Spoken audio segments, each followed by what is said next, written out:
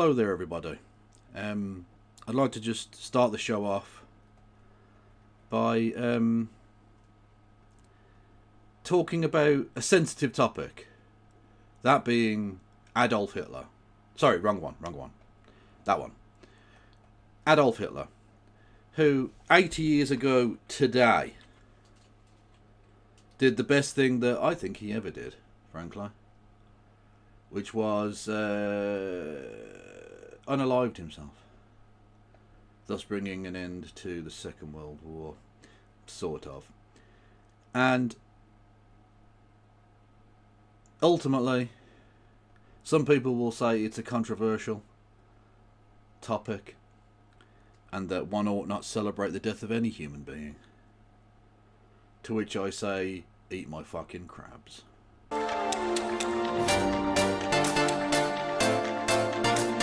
It is too fucking hot to put the crab suit on.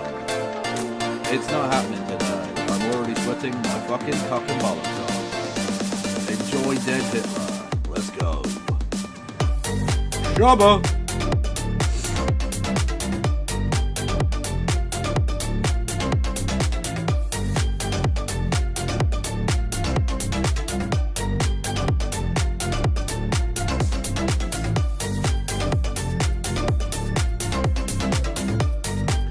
Before this broadcast gets taken down for copyright, we'll just stop that there, I think. Yeah.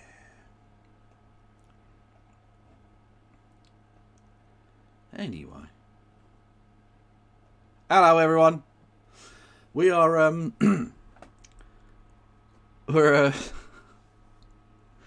doing the Normal Island. That's what's happening tonight. We're going to be on with Curtis, talking about things and stuff and that.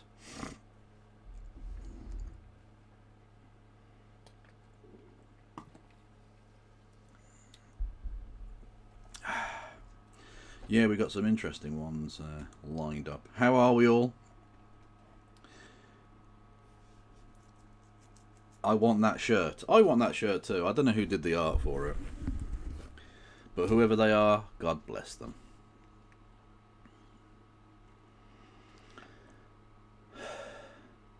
That trans ally badge I brought has disappeared. Bet it was down to the fucking bastard cat. Really? What?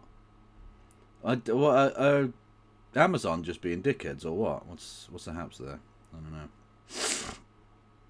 Oh, it is too hot here in the UK. Absolutely.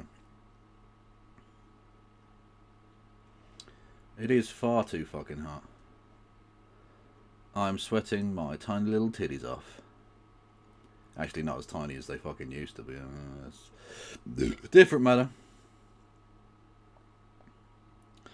At least use some archive footage of the suit. But Beelzebub, do you know how little effort I put into this fucking show?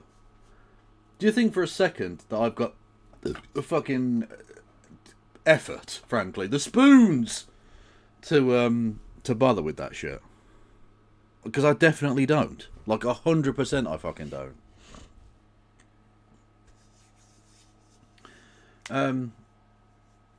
Oh yeah, by the way, the reason I'm not on camera is because I'm doing I'd say No Justice Island. I mean, that works as well. She does live here, and indeed, on a broader philosophical sense, this island has no justice.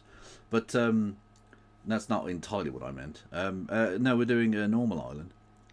And, yeah, I think I explain this every single time. Regulars don't need explaining, I think. But, ultimately, you can't have two feeds from the same webcam, at least not my one. Maybe with fancy, expensive ones you can, but this one fucking doesn't. So, in order for the camera feed to go through to the recording suite thing that they use for Normal Island, I can't have the camera go through to the OBS. So I just deactivate it on the OBS and then go through. It's very boring technical nonsense. It's one of the few ways in which I'm knowledgeable about my craft. Since I've got nights in May at work, it's going to be cold as here as it's 3 degrees Celsius at night. 3 degrees Celsius isn't that cold. I mean, it is fucking cold for, like, May? Like, Phantom of Black, you are in the Northern Hemisphere. How the fuck is it 3 degrees where you are in May? Do you live on a mountain? Maybe you live on a mountain, I don't know. How's your fan? It's very nice, actually. It's positive, yeah, it's good. I will be turning it off for the recording, should it ever take place, but Curtis is being late. I don't know what the fuck's going on with him. Here we go, right. I'll go into the thing. Oh. Let's have a cheeky little gander, shall we? Oh, that is far too high up. That is no. There we go. Right. I think. Hang on. Okie doke.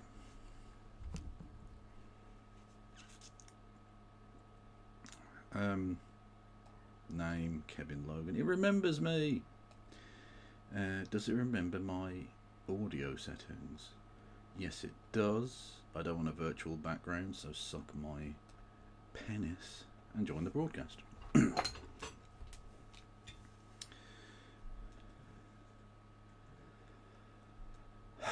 1 second, everybody. A week. Do you know what I mean? Yeah. I don't know if that's just me or not, but Yeah. Yellow. Hello. How are we all? Here's the man. Not Superb. How you too doing? I'm good. I'm good. How are we getting on, lads? bad. Yeah. Yeah, pretty good. I had a nap, so woke up about 20 minutes ago. Nice. Cool. Let's Need put that. in the scenes. Oh, Okay. I got the right script I'm on. in the wrong Fuck off. place. Can you quickly change your scripts? With no worries. Replace Logan. Replacing all scenes. There you are. Oh, hang on. Oh, Cool. there we go. Centre myself. Brilliant. As all good white men should. I took that in a more like spiritual way, like centering myself. Oh, good lord, no. Absolutely not. Cool. Yeah. Oh yeah, I meant to get back to you on Discord, and then I forgot. I messaged you on Discord. When was this? I don't remember this. This was like 2 weeks ago or something. 2 weeks ago. Yeah. Oh, that was before J.K. Rowling and the cigar thing. Oh god, that was a long time ago. Was it? I don't even know. Oh yeah, maybe it was. I have no idea. I think it was. I've lost the will to live in that time, so I have no idea what's going on. Fuck yeah, it's been Twitter in that period was awful, wasn't it? True. Very Yes. much so. Cool. Oh, why is Sorry, I got it. just for future reference? Why did that happen? Did you do all scenes or just one scene? I did replace in all scenes. Okay then. That's odd. Did it not? Or maybe I hit the wrong thing. It's possible. But he was replaced in the guest scene. No problem. Okay. That was another scene, so I don't know what happened. Are you able to check our audio? Kevin's usually a bit louder than me, typically. Yeah. Give us some mouth noises, Kevin. No. No, I'm only Brilliant. joking. No, yeah, hello. I'm me. These are noises I make with my face. Yep. Yeah, Curtis. And I'm me, and I bet you're wondering how I got here. Yep, that's excellent. This Yeah. is the story of how I met your mother. And the show ended really badly. Yep. To At be least honest, to me, that sounds even. yeah, I don't think it middled or started that well, in all honesty. But I do. That's neither here nor there. You might be able to hear my fan. I will turn that off when we get started. But for now, it's there. Hello, Kevin's audience. Hope everyone's having a wonderful time. They are. Good, we're... Yeah, I hope you're all doing well. Right. Shall we get started? Because we're Yeah. a few minutes behind anyway. Okay. Oh, We all get good, shouted at by our own audience who always say we're late. Kev? Yeah. They're right. And they are right. Yeah. Oh. Recording. Okay. Oh, bloody, I've got 22 people waiting already. Let's go.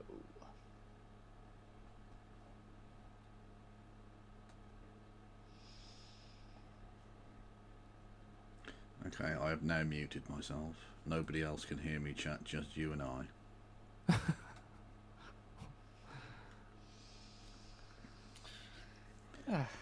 So, chat. I've got someone said Navarro Live cancelled. No sign of its promised interview with Patrick Wolf and turned left as late. Is there a pattern here? So said Curtis is sleeping. Well, they would have been right if they said that 20 minutes ago. Yeah.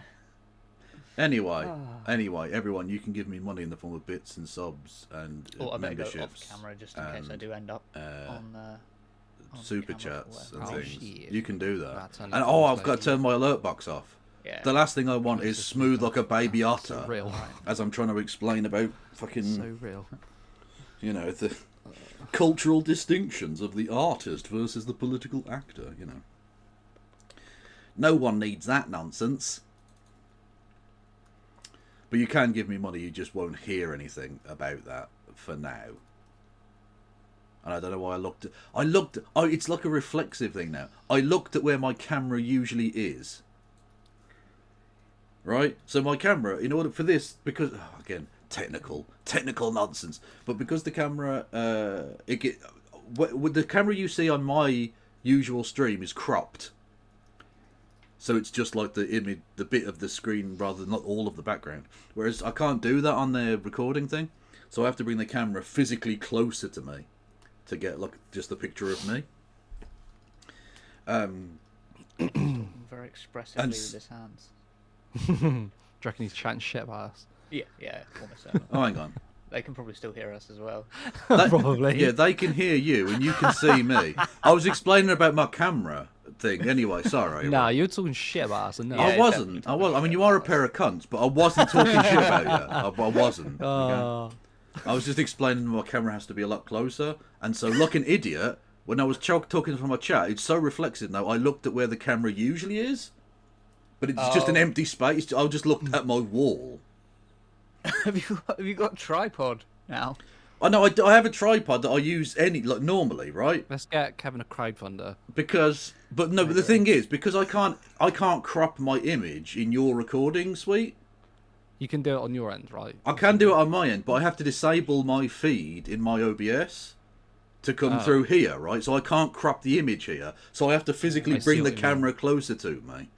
And because the desk's in the way, I'd have to like completely dismantle my tripod. I'll tell you what though, one day when we get when we get industry software, you'll allow me to crop my image, thank you.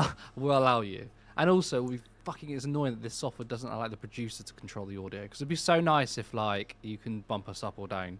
Yeah. Or just silence Curtis because he's talking shit. True. Honestly, it should just be you and Cog tonight. True. I'm in just to look pretty, you know. I shaved perfectly as well. You know, I actually cared about my beard, and I've done a nice slight jawline for me. Yeah. But I will just be here and say nothing. Nice. And I just realised I can just talk to Kevin's audience like this. Like, I can just talk to Kevin's audience and Kevin just like this. And Curtis can't tell what's going on. He can't hear this. No, Curtis is fucked. Yeah, nice. Curtis is fucked. I know. True. Yeah. Cog, don't outrageous. Don't be racist, please. I'm going on your stream to see who's been naughty. Right, where are you? So I try and get myself in serious news talky kind of like. Yeah, you got like 5 minutes to do that. Like I'm about to go on fucking news at 10 or something, and then we're just here dicking around in the background. Yeah. Well, that's funny because people are. Oh, it's like, well, not really. We're lying to you. Your sound went out for a second then, Curtis. Don't want to worry you, but My sound went out. Yeah, but hopefully it should be alright. Maybe I just knocked the cable. I don't know. Okay. Well, I reckon the proper news people do that.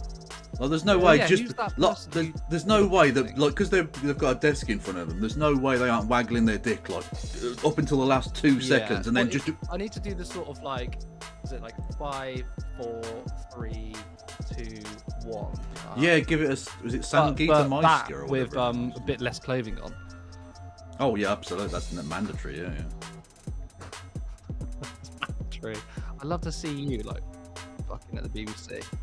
You fucking wouldn't, Jesus. Okay.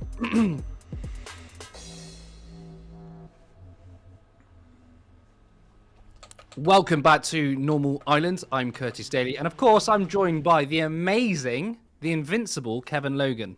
How are you? Well, I'm invincible, clearly. How are you?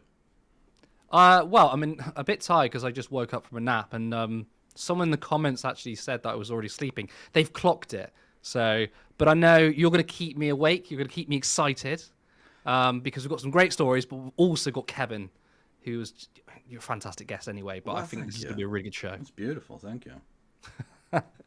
Now, coming up on tonight's show, we've got a Labour MP calls for Jeremy Corbyn to apologise over the band Kneecap. Lisa Nandy tried to undermine Labour Friends of Palestine, and Joe Biden never pushed Israel for a ceasefire. As always, remember to like the stream, and if you're not a subscriber, then please hit that button. Help us reach our goal of 40,000 subscribers by the end of the year. We'll be getting to your comments at the end, so please make sure you are very busy in the chat. Now, on to our first story. As you may have seen this week, the band Kneecap have found themselves in controversy after footage emerged which apparently showed them calling for MPs to be killed. They've come out and said that the video removes context, but nevertheless apologised, specifically to the families of Joe Cox and David Amos, both who were murdered. Now, one person you wouldn't have thought would have been involved is Jeremy Corbyn. So, Labour MP David Taylor in Parliament has called for Jeremy Corbyn to apologise because he appeared in this photo with the band in 2023. And we're going to take a look. Thank you, Madam Deputy Speaker. Yesterday, I wrote to Glastonbury Festival urging them to remove this music group from their lineup. The reason I did this is because they have allegedly called for the murder of Conservative colleagues in this House, and because we've seen the footage of them appearing to show support for Hezbollah and Hamas, including the waving of a flag of the proscribed organisation. Words, as others have said, have tragic consequences, and beloved colleagues Joe Cox and Sir David Amos were tragically murdered, and the 16th of June 2016 remains one of the worst days of my life, and I know many colleagues in this House feel the same, and we all have a duty to prevent this from ever happening again. I welcome the comments the Minister has made around Glastonbury. May I also ask if he agrees with me that whilst there is a police investigation, iTunes, Spotify, YouTube and others should strongly consider taking their music off their platform until that investigation is over. And may I also note the absence of the Minister of the member for Islington North, who is not present and not involved in this discussion, and will he join me in condemning his appearance in a photograph with that group, and will he join me in... I mean, it just got cut off at the end there, but he shared it and he tweeted saying, will he apologise? Now, I don't think this MP understands the passage of time. Right? Jeremy Corbyn appeared in a photo with them 2 years ago. Now, Keir Starmer has come out and commented on the band, calling the apology half-hearted. Responding to an overnight statement by the group, Keir Starmer's spokesperson said, "It is half-hearted. We completely reject, in the strongest possible terms, the comments they've made, particularly in relation to MPs and intimidation, as well as obviously the situation in the Middle East. It's right that police are looking into these videos." The number 10 aide said Starmer found comments by the Irish trio completely unacceptable and that there's no place in our society for intimidation and abuse. I mean, we're still waiting for his apology for saying that Israel had the right to cut off water and electricity to Gaza, a literal war crime. Now, the video of Kneecap, maybe it was a joke, right? We don't have any other reason to believe that it isn't. Having said that, these are jokes you shouldn't be making, and it was the right thing to do for them to apologise. However, why the hell is Keir Starmer getting involved with an Irish band, all these MPs calling on festivals such as Glastonbury to drop them? I mean, I'm sorry, but Keir Starmer and the rest of the political establishment are facilitating Israel's genocide of Palestinians.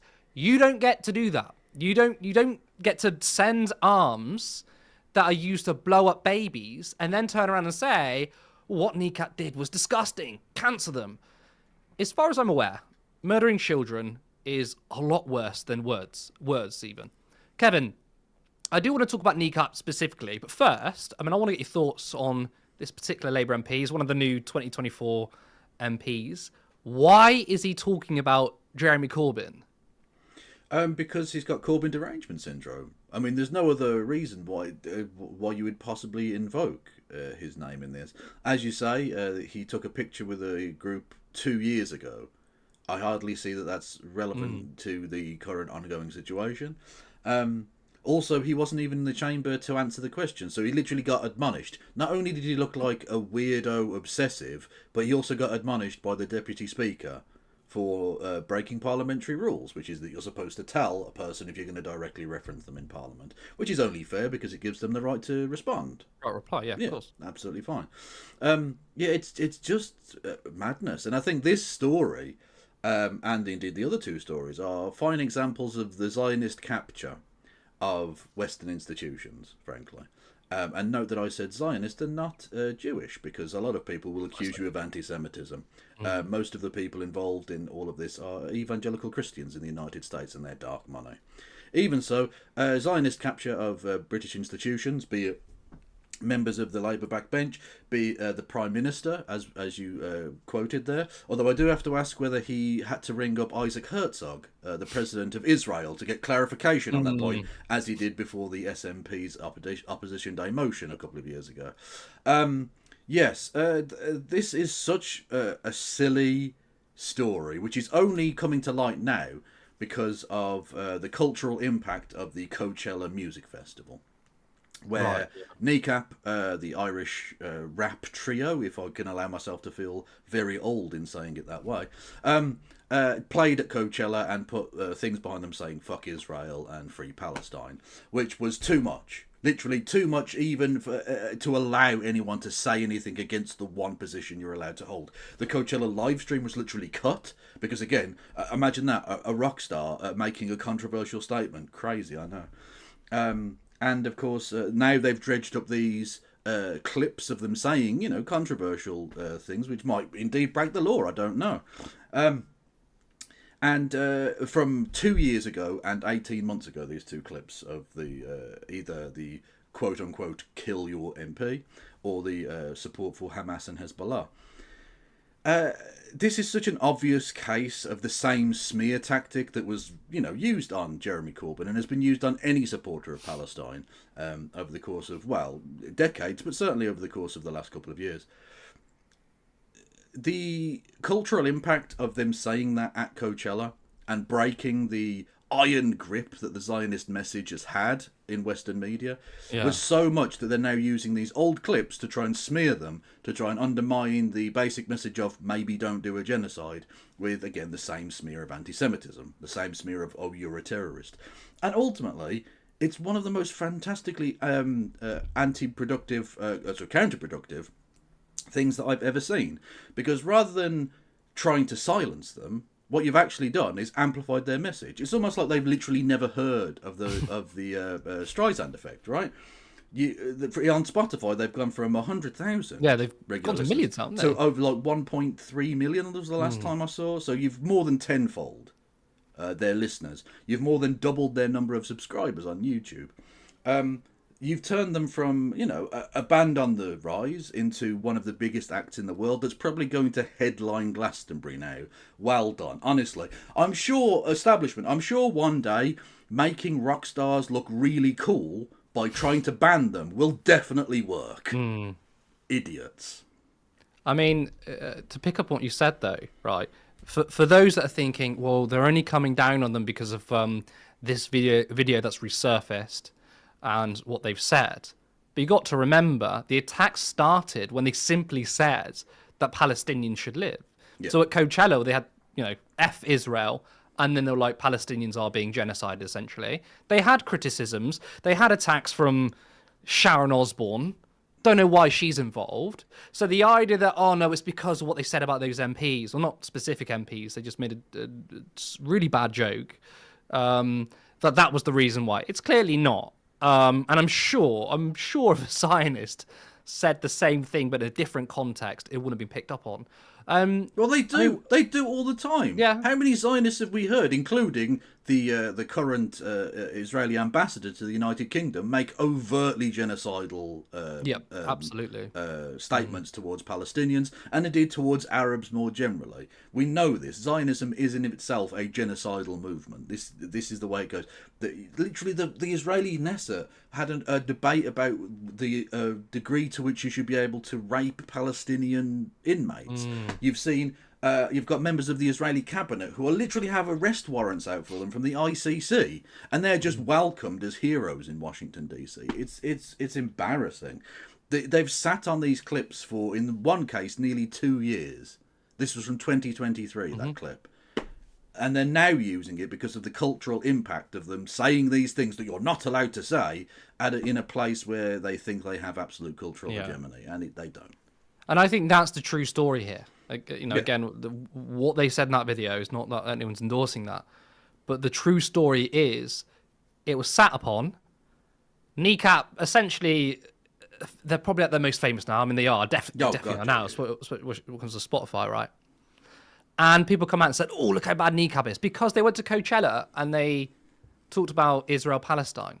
Yeah. And had they said nothing, right, this video would not have resurfaced. No, it is the real form of cancel culture. 100%. Isn't it? Yeah, absolutely. The idea that politicians, deign themselves worthy of being able to tell Glastonbury who can and can't play there is absolutely nonsense.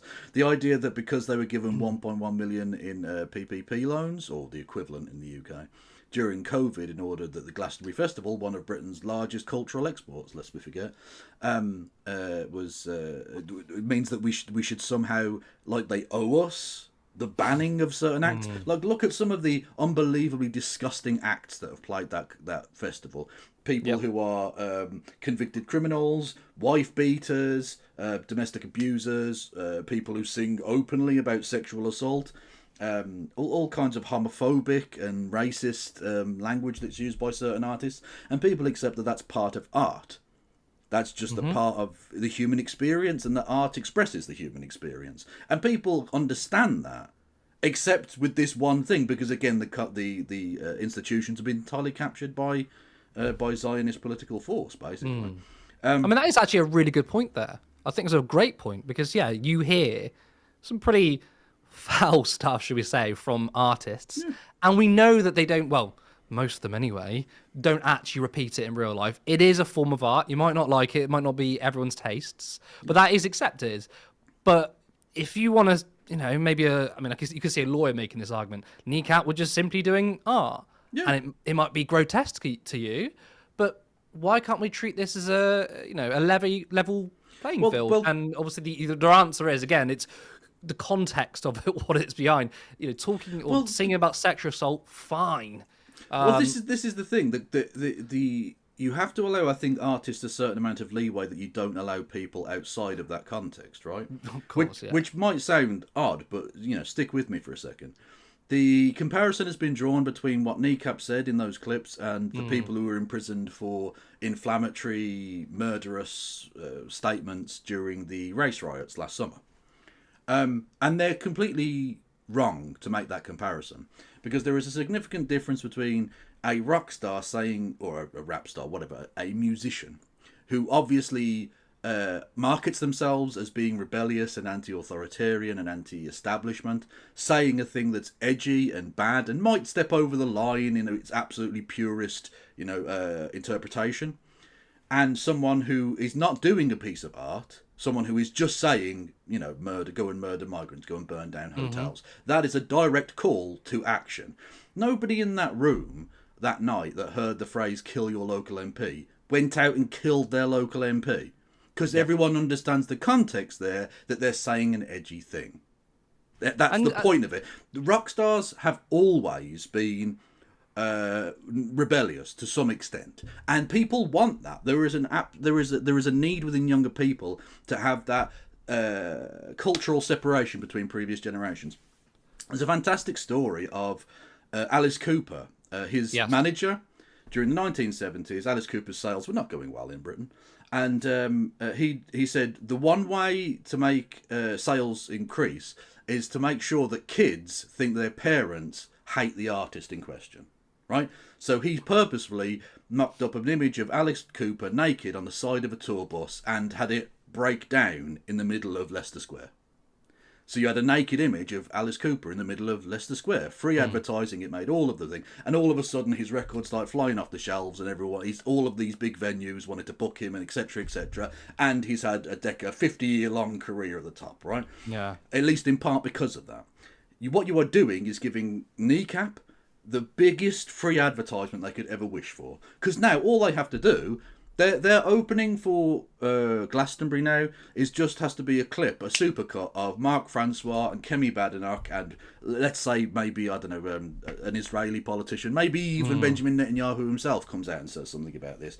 Put that together. That would go hard. If I would go to see that. Yeah, exactly. That's the point. They've got Kneecap on stage with videos behind him with Israelis and the establishment crying their eyes out. Just have Keir Starmer saying we don't like Kneecap are anti-British.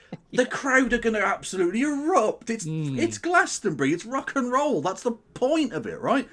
It's so silly. You're investigating them under anti-terrorist legislation. You've made them overnight from minor acts that just made it onto the bill at Coachella into rock and roll terrorists. You've just made them the coolest thing you can possibly be. It's like saying you made them into pirates that were also ninjas.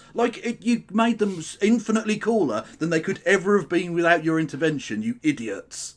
I mean, I really like your comparison with the race riots. And you're getting people on Adam Brooks, political commentator, boxer, on GB News. He didn't say it on GB News, he tweeted it saying, this is what Kneecap did is disgusting, whilst they're also saying, but they're jailing people for tweets. And you do have to understand there is a real threat of incitement, right? When there are race riots going on out there and you say, go burn down buildings with children inside them, burn politicians, whilst that's happening, and then it led to that, right? That is literally incitement. A crime came out of that, Yeah. And clearly the judges thought there was a plausible link. It was a different context, but once again, I find it hypocritical for these people on the right who want to cancel Kneecap, but then say, "Oh, you get jailed for a tweet." Well, this is the thing. The right wing for so long have gone on about cancel culture. And how the biggest ones, they love cancel culture. They were only ever annoyed that they weren't the ones doing the cancelling. True. That's it. They just wanted to be the ones that were cancelling. That's it. As soon as they get the slightest opportunity, whether it's to accuse Jeremy Corbyn of anti-Semitism, quite wrongly, or to accuse anyone else, Kneecap included, of anti-Semitism, quite wrongly, they'll do it in a heartbeat. In a second, they'll say in one breath, horrible genocidal scumbags should be allowed to speak on university campuses, but that rap group from Belfast should be banned from everything.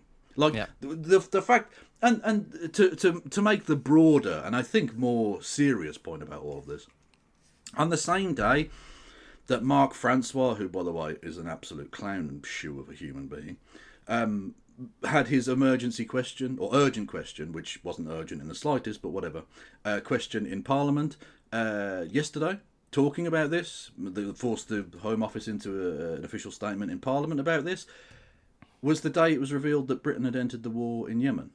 So you have politicians openly and happily joining in the bombing genocide fest in another part of the world, and yet Parliament is discussing a rap group said a thing 2 years ago. I'm sorry, to hold a West Belfast rap group to a higher moral, ethical and legal standard than your actual cabinet is ludicrous.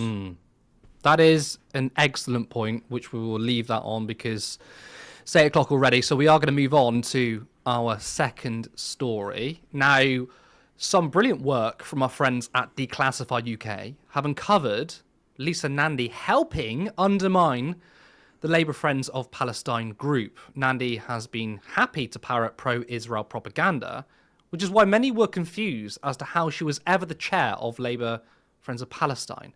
Well, this information adds, I think, a lot of clarity. Exclusive. insiders tell Declassified the organisation was allowed to wither and die under Lisa Nandy's stewardship.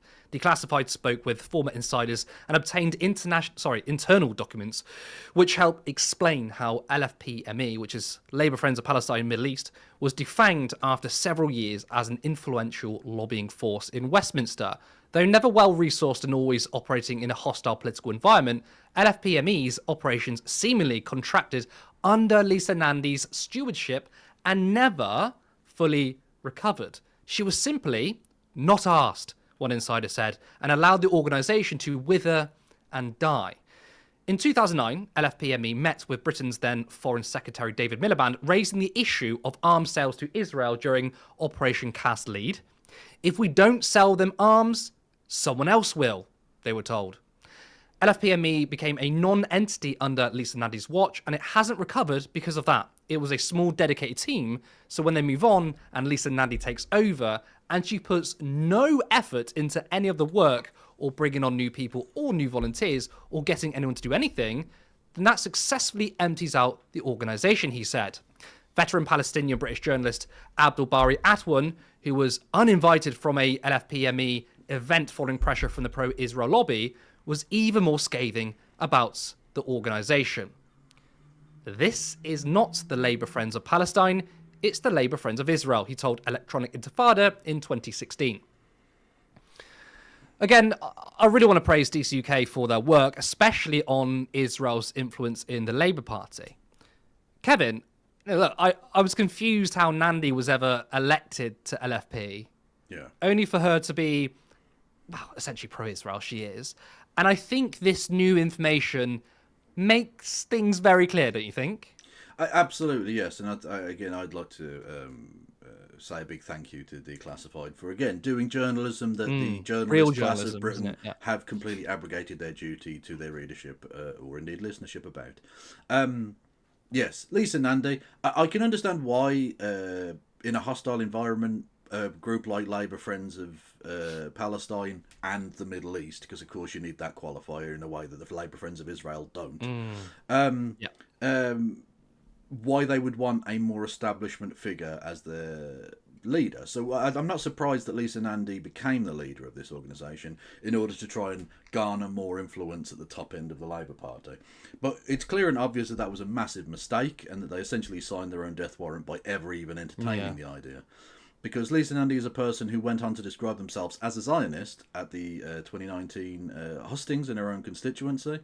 She is clearly and obviously a plant that's been placed into that position by Morgan McSweeney, as the article pretty openly states. Morgan McSweeney and the Labour Together crew, whose explicit goal was to take on Corbyn and to reclaim the Labour Party from the left. She was clearly and obviously a Zionist plant that's been put in there in order to destroy any opposition to Zionism within the Labour Party, and they've been ultimately very successful. It's another another perfect example of Zionist capture of an otherwise anti-Zionist or potentially just non-Zionist political or cultural. Well, that's the thing. I mean, what they are today, I don't know before, but today they're not even anti-Zionist. I mean, they praise Keir Starmer on the minimal steps of virtue signalling. So, I mean, that's probably after Lisa Nandy and the Morgan McSweeney's inside sort of hollowed it out.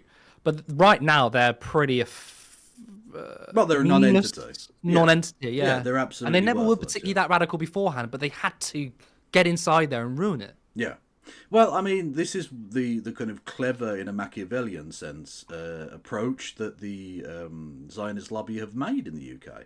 Because their smears against Jeremy Corbyn, one of the most high-profile pro-Palestinian activists over the course of many decades now in the UK, to smear him as anti-Semitic, by association smears everybody else who holds that position as being anti-Semitic. So inherently you're fighting an uphill battle. Just by saying you're pro-Palestine, they've put in people's minds pro-Palestine means anti-Jewish, basically. It's, or at least anti-Zionism equals anti-Jewish, which of course is disgusting and is one of the examples of racism under the definition of anti-Semitism. Adopted by the Labour Party under Jeremy Corbyn, bizarrely. That's, that's what they wanted, but, it happened anyway.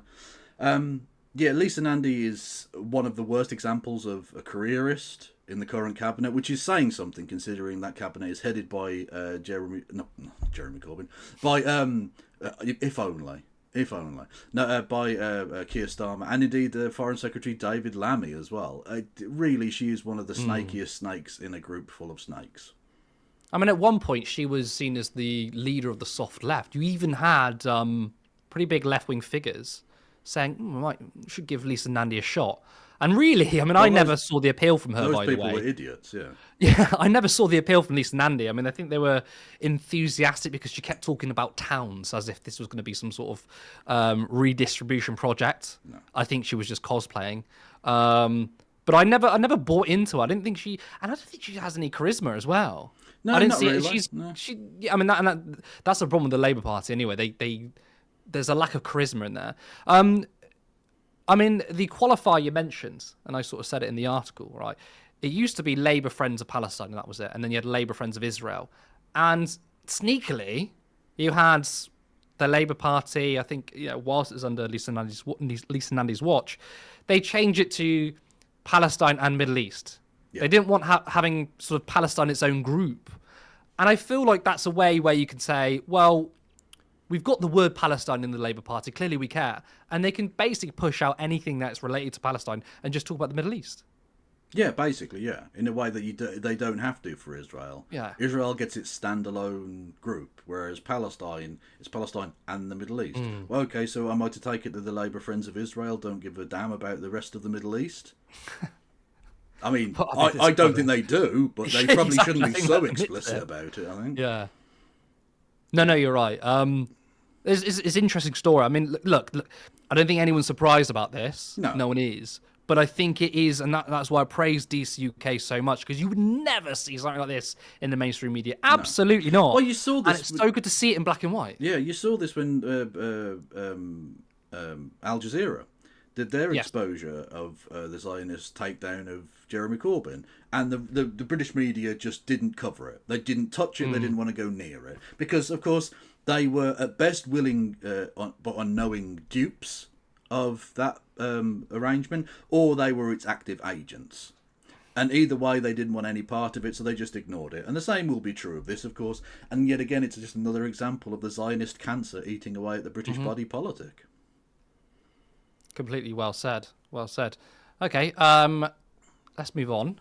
But before we do that, I just want to say, if you're enjoying the show, then please like the stream. And if you're not a subscriber, then hit that button. And note that we have 336 concurrent viewers across YouTube and Twitter, 175 on Twitter. So if you're on there watching, hello. It's pretty good.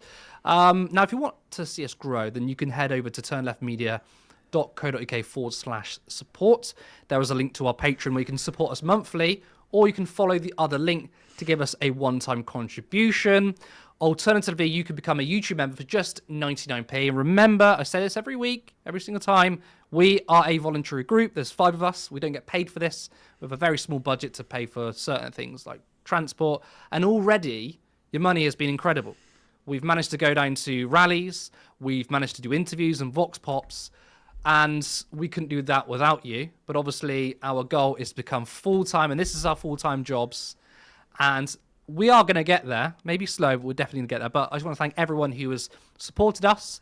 And if you can't afford it, please don't feel like you have to give. Just watch, just like and share our stuff. That is enough. But I think let's move on to our final story. An Israeli official said the quiet part out loud and admitted that Joe Biden never once asked or pressured Israel for a ceasefire as president. God did the state of Israel a favour that Biden was the president during this period. We fought in Gaza for over a year, and the administration never came to us and said, ceasefire now. It never did, and that's not to be taken for granted. That's former Israeli ambassador Michael Herzog. A sweeping Israeli Channel 13 investigation has exposed the Biden's administration complicity in Israel's 90-month war on Gaza. 9 top Biden officials acknowledged avoiding real pressure on Israel, even as the death toll surpassed 30,000. Israeli leaders openly bragged they dragged out the war, playing for time until Donald Trump's return. Now, the investigation revealed how much the US was complicit in a genocide, as Middle East Monitor puts it. The investigation, which included interviews with 9 current and former US officials, reveals a deeply troubled portrait of US complicity in Israel's genocide in Gaza. Former National Security aide Ilan Goldenberg stated that the war amounted to killing and destroying for the sake of killing and destroying, with no viable political alternative ever established. Despite the White House's public messaging about restraining Israel, the internal consensus appeared to be that the administration had no intention of exerting real pressure on the occupation state. Now, none of us are surprised of the West's complicity, right? This information doesn't surprise us too. But we were told by the Democrats and by Biden, they wanted peace. They worked so hard for a ceasefire. That was the number one aim. Turns out they did sweet FA. Kevin, I know you're not surprised either, but I do want to get your response. The Joe Biden should be remembered for time and eternity as, to quote a great poem, a fixed statue on the pedestal of scorn. He should be remembered forever as a genocidal maniac who had the blood of tens of thousands on his hands. As much as I didn't want Donald Trump to win, I thought it was ethically okay to suggest that Joe Biden deserved to lose. Because this was so obvious that this is what he was doing. This man had always been a Zionist, quite openly. But I didn't think it would be as bad when he first got elected. Yeah. But clearly he was just, the statement from Herzog saying that they were playing for time until Trump's return, what difference did it make? Ultimately, what difference did it make at all? Biden was exerting no pressure on them to do anything, so they didn't need to hang on for any change of administration because they were getting everything they wanted anyway, without any pushback whatsoever. It's disgusting. And the Democrats need to learn from this because, as you saw, younger people are not going to vote for your genocidal nonsense. They're just not going to. They'll stay at home. They don't want to vote for the weird fashy alternatives, but you're not offering them any reason to vote for you when this is what you offer. You're offering them nothing economically. You're offering them very little socially. And in terms of foreign policy, it's Israel, Israel, Israel. That's it. Again, it's another example of the cancerous tumour of Zionism eating away at another Western body politic. They've completely undermined any semblance of pushback against genocide. Not even just against war, against open and obvious genocide. The bombing consistently of religious institutions, of church, of hospitals, the purposeful demolition of the National Parliamentary Assembly building in Gaza City. So they can't be any alternative to Hamas, because where the hell would they even meet to congregate to form a government, for God's sake? Like, they have consistently shown that they will operate safe zones, and then bomb the safe zones. They have killed, God knows how many British citizens, and the British government have just actively acquiesced in the covering up and whitewashing of those crimes. Palestine right now is the most dangerous place in the world to be a child or a journalist. The fact that those two things is true is pretty obvious and indicative of the fact that they are engaging in direct targeting of those groups. So I want to say, hats off to Louis Theroux.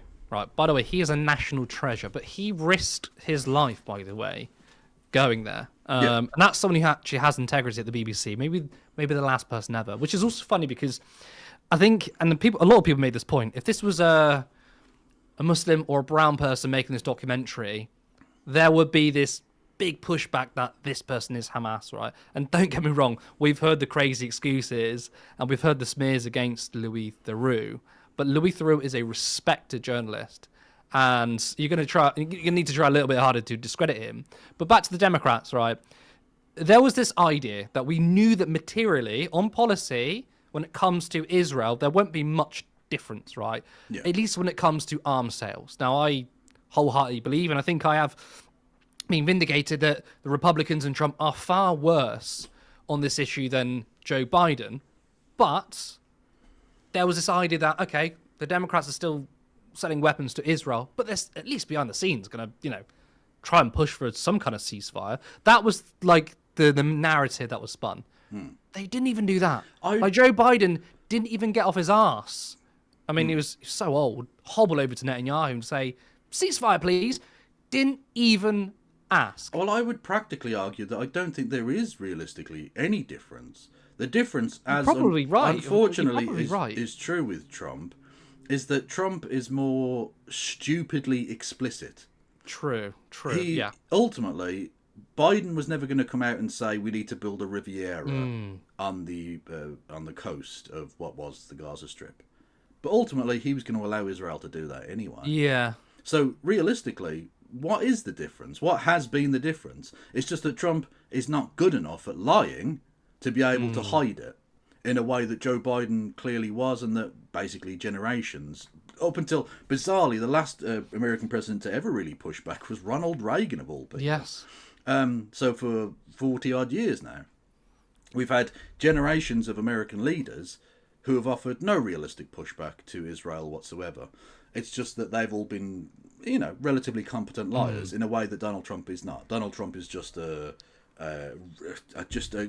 wind-up toy that you just wind up and it just goes off and says stupid, absurd things. Yeah. But ultimately, is serving the same function, and is allowing the same genocide to take place at basically the same rate it already was. Like I said, there was no need to hang on for Donald Trump's presidency, because they were getting everything they wanted anyway. What pushback was being offered by Joe Biden? None. Ultimately, if they'd gone through that process and Joe Biden still wasn't pushing back, then nothing they could ever have done would ever have caused him to push it back. Well, exactly. That's the thing. I mean, first we had 4 years to do it, but what point would have that gone too far? And we know, at time and time again, it was, well, if they do this, then we're going to call them out. If they go into Rafah, then we're going to call them out. And it ultimately doesn't happen. And to be honest, you're probably right. They're, on policy, when it comes to Israel-Palestine, what is the difference between the Democrats and Republicans? Because if Donald Trump says we're going to build a Riviera in Gaza, right? An outrageous thing to say, but that is him saying something which Joe Biden wouldn't say. But if Israel pushed for that, what's to say that Joe Biden wouldn't let it happen? I mean, he didn't ask for a ceasefire in 4 years. Yeah. So materially, they are probably identical. I mean, I almost stand corrected a little bit. I think maybe on domestic issues and social issues in the country, there's a big difference between the Democrats and the Republicans. Yeah, but I don't foreign think policy in Israel, I mean, yeah, because you're right, because Trump he's almost too honest for his own good in a way. Like, he's not an honest guy, by the way. He is a liar. But sometimes he says the quiet part out loud because he's nuts. Yeah, and it's not honesty. His advisors have to go like, we'll have to put out a statement and rectify that, Yeah, it's not honesty, it's idiocy. Idiocy, it's that everyone else has a filter because they're grown-ups and they know that there are certain things you're not supposed to say in public, whereas he doesn't have that because he's been rich enough that he's never needed to ever modify any behavioural tick whatsoever. So he can just go out and say, oh yeah, no, we're going to build a Riviera. I want a Trump golf course on what used to be Rafah. He can say whatever the hell he likes, and they'll just get away with it. It's fine. It doesn't matter, because he's got so much money and so much power that it doesn't matter. And really, Joe Biden could probably have said it as well. It's just that Joe Biden was too out of his fucking head. Yeah, exactly. Like, he had his little blip, He didn't mean to say that, ha ha ha. Yeah, exactly. It's so infuriating because ultimately it just goes to show you. And it shouldn't be remotely surprising to anyone because the same groups of people all have to grovel before AIPAC. Yeah. All of them, be them Democrat or Republican or anyone else. You only ever get into American political. I mean, you want to talk about cancer because of cancer. AIPAC is literally cancer. AIPAC, along with Labour Friends of Israel and God knows who else, need to be investigated for the obvious foreign power agents that they are. They are undoubtedly spying. But that's okay though. It's fine. It's not Russia who are. They are doing espionage on behalf of a foreign government and undermining the democracies. Again, to go back to Kneecap, one of the things that was constantly said was to say kill your local MP is undermining democracy. I'm sorry, you're all bought and paid for shills of Zionism. Don't tell me about the undermining of democracy. Your very existence in that chamber is an undermining of democracy. Jeez. I mean, there's UK, US, wherever, there's no vote on our policy and Israel-Palestine, or even any foreign policy. First, we'll delegate all our foreign policy to Washington, but where's the vote on that? You know, well, I want to vote for someone who doesn't want to. Sorry, go on. Where was the vote on us starting to bomb Yemen? Exactly. Right? That's just I would like to have a vote on whether we bomb innocent children in Palestine and babies, but of course you ain't going to get a vote on that. You get daily flights, daily reconnaissance flights from Maria Fakratiri in Cyprus every single day. Yeah. We've been aiding and abetting this genocide every day for the last 18 months. Mm-hmm. And not a single vote. In fact, virtually not a single peep out of any of these so-called guardians of democracy and the mother of all parliaments. What a joke. And look, it's even affecting progressive politicians. AOC, someone I quite like, actually, was asked about this, before the story came out. And she said, Kamala Harris is doing her best to get a ceasefire. Now, I don't know if she's being naive or she knew that and she just was so scared about Trump that she just wanted people to vote for Democrats. But, AOC saying, they're working their hardest to get a ceasefire. Well, they're actually not. They weren't. And she knew they weren't. Like, she was inside this, And again, I admire and respect AOC, but it's not just the right-wing politicians. It affects our leftist politicians too. I think Bernie Sanders, I think he's fantastic, but let's not pretend that he's not exactly very good on... he still won't call it a genocide. They're both rubbish on Israel. They just are. Yeah. They've said some mildly good stuff. They'll come out and say, I don't think all Palestinians should be killed. But that's about it. It's some milquetoast. But it just says that's the best America's going to get right. Realistically, yeah. Domestic policy, that's the best you can get without falling out of a window, let's say. Yeah. Being found to have Epsteined yourself, so to speak, in a prison cell, perhaps. Well, for what it's worth, though, if I was in America, right, I absolutely would rather Bernie Sanders as president. 100%. And many other people. I think a lot of people know that. But yeah, I think it goes to show that even the politicians we like, at least in America, when it comes to Israel, it's so powerful that they are. I don't know if they're wrapped up in the ideology or they're just simply so scared. I think more for AOC, she's more like I can't be controversial on this because it really is a red line in the establishment. It's I think a combination of things depending on exactly who's being referred to. I think there are some people who are bought and paid for shills. I think there are some people who are scared of the backlash, like you say with AOC, who clearly has ambitions beyond her current status to become something much larger. And I would like her to be far higher up in the DNC. I hope she becomes president someday. That would be awesome. Yeah. I think it's unlikely, but it would be good. Or at least better than the current crop of absolute nonsense. And there are some people who we know have been honeypotted in one form or another. People who have dirt on them, who have compromat on them, who that is being used against them. They're being essentially blackmailed by the State of Israel into, at the very least, silence, if not acquiescence and support of things that they don't agree with and don't actually like, but for their own grubby self-interest are prepared to do so in order to keep that information under wraps. Absolutely. 8:25. I think we are going to go to our comments. Look, it's been a very successful stream. We've had 155 concurrent viewers on YouTube. Heck yes. 211 on Twitter, so I'm assuming it's going to be very busy in the chat. We've got Cog with us. We do. Yes. Can you all hear me? Am I audible to you and Kevin, first of all? I can hear you, yeah. No, I can't hear you. That's a joke, because I'm replying to you. Don't, we'll believe it, because our tech issues is why on this channel. So, no, it's going so well. Oh, okay. Cool. So let's get the donos involved first. So, let's see. We're all about the Benjamins, baby. Let's go. Let's go. So, we have... Well, I saw you repping the merch down in London, Curtis. Honestly, I like a good company, man. It's good to say. Yeah, thank you. So was Callum, I think. Callum was wearing... Callum had a Turn Left t-shirt on there as well, and hopefully rolling it out to the good people of the public. Nice. Yes. Specs Bean Farmer gifted 5 Turn Left memberships. Specs. Always amazing. There, day job gang.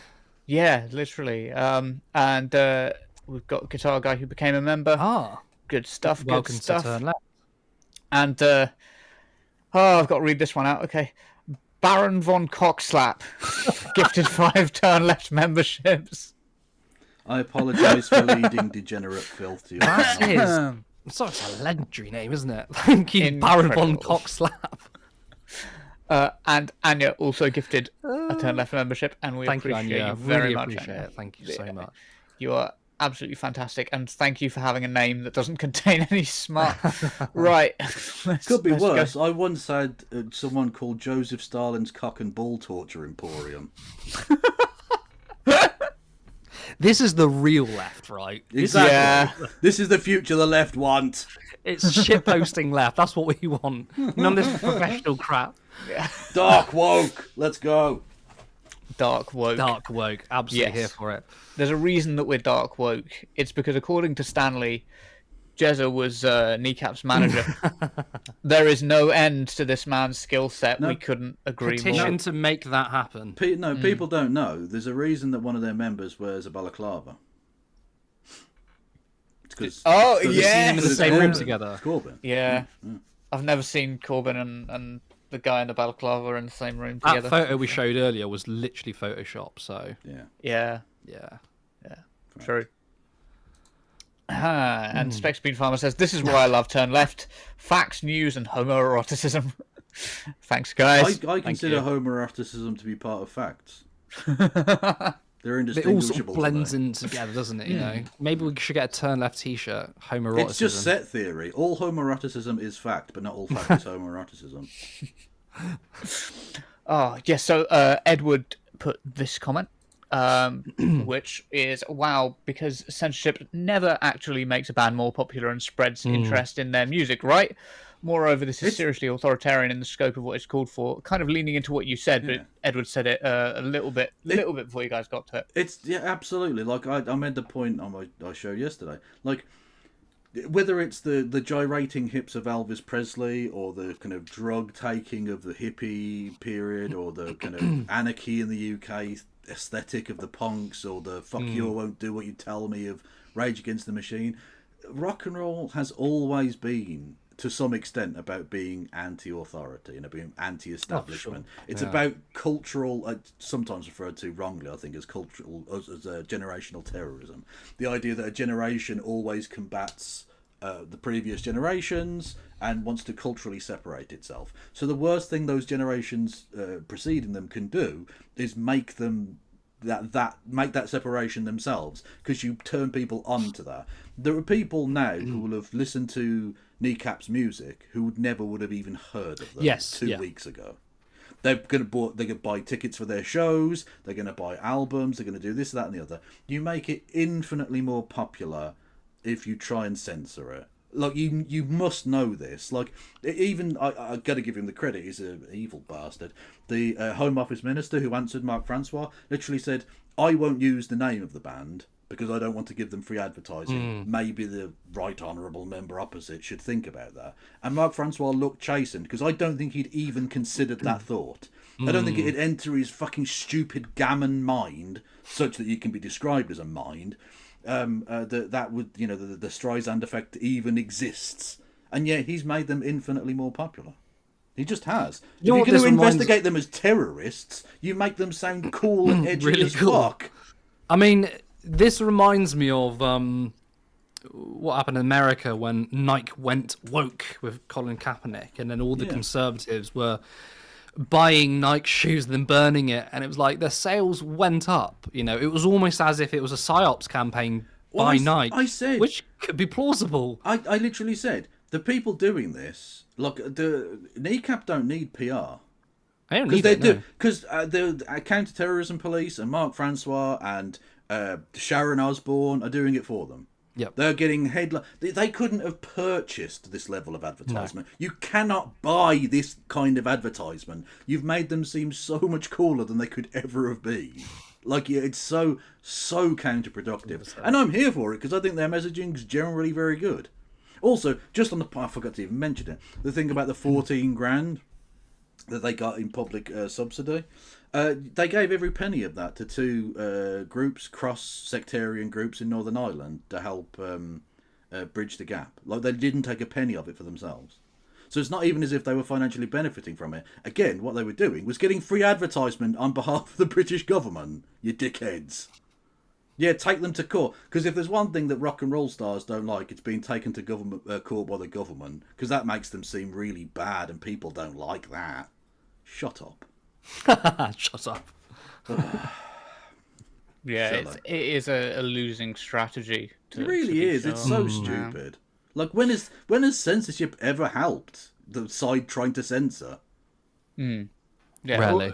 Very rarely. Yes, it's rare, especially when you're dealing with artists. Well, exactly. Unless you, well, I don't want to give Keir Starmer any ideas, but unless you ally it with extreme violence, literally killing them, although then you just create martyrs, I guess. But either way, like, you know. To be fair, though, if Kneecap started murdering children, they probably would get some support from the government, because they seem to support these kinds of people, don't they? I was about to say, it's interesting that members of the IDF that are British citizens don't get arrested when they've actually killed people. Yep.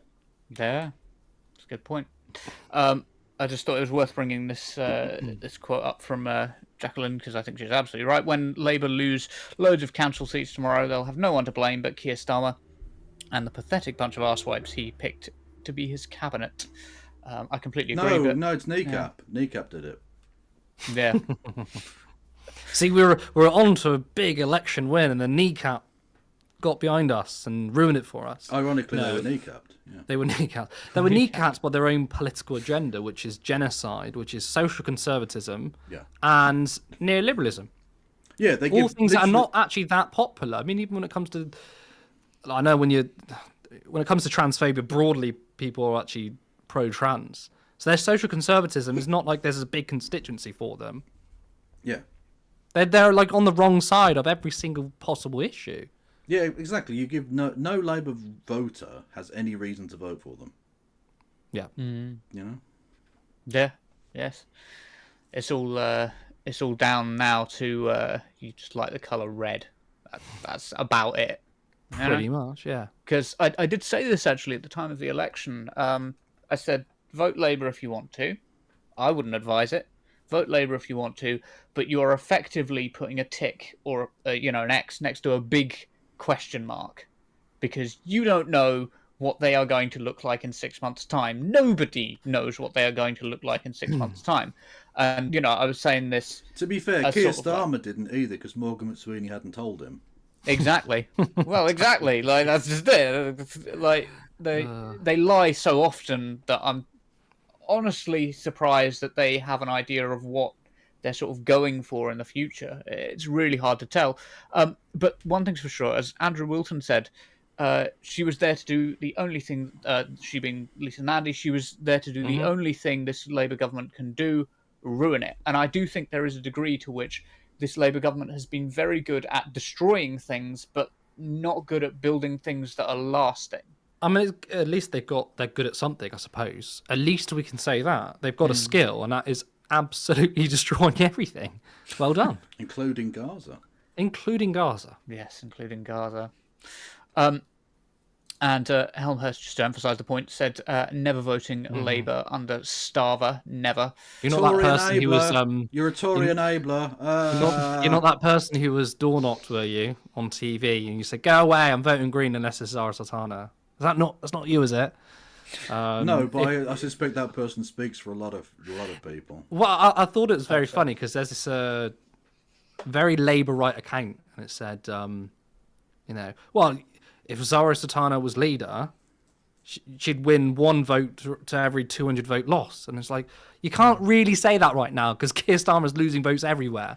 Yeah, I don't think I would take the electoral angle right now, because they are pissing everyone off. I was about to say, yeah, the old joke that James O'Brien, that anyone else right now would be 20 points clear, except of course that Keir Starmer has basically only got 20 points right now.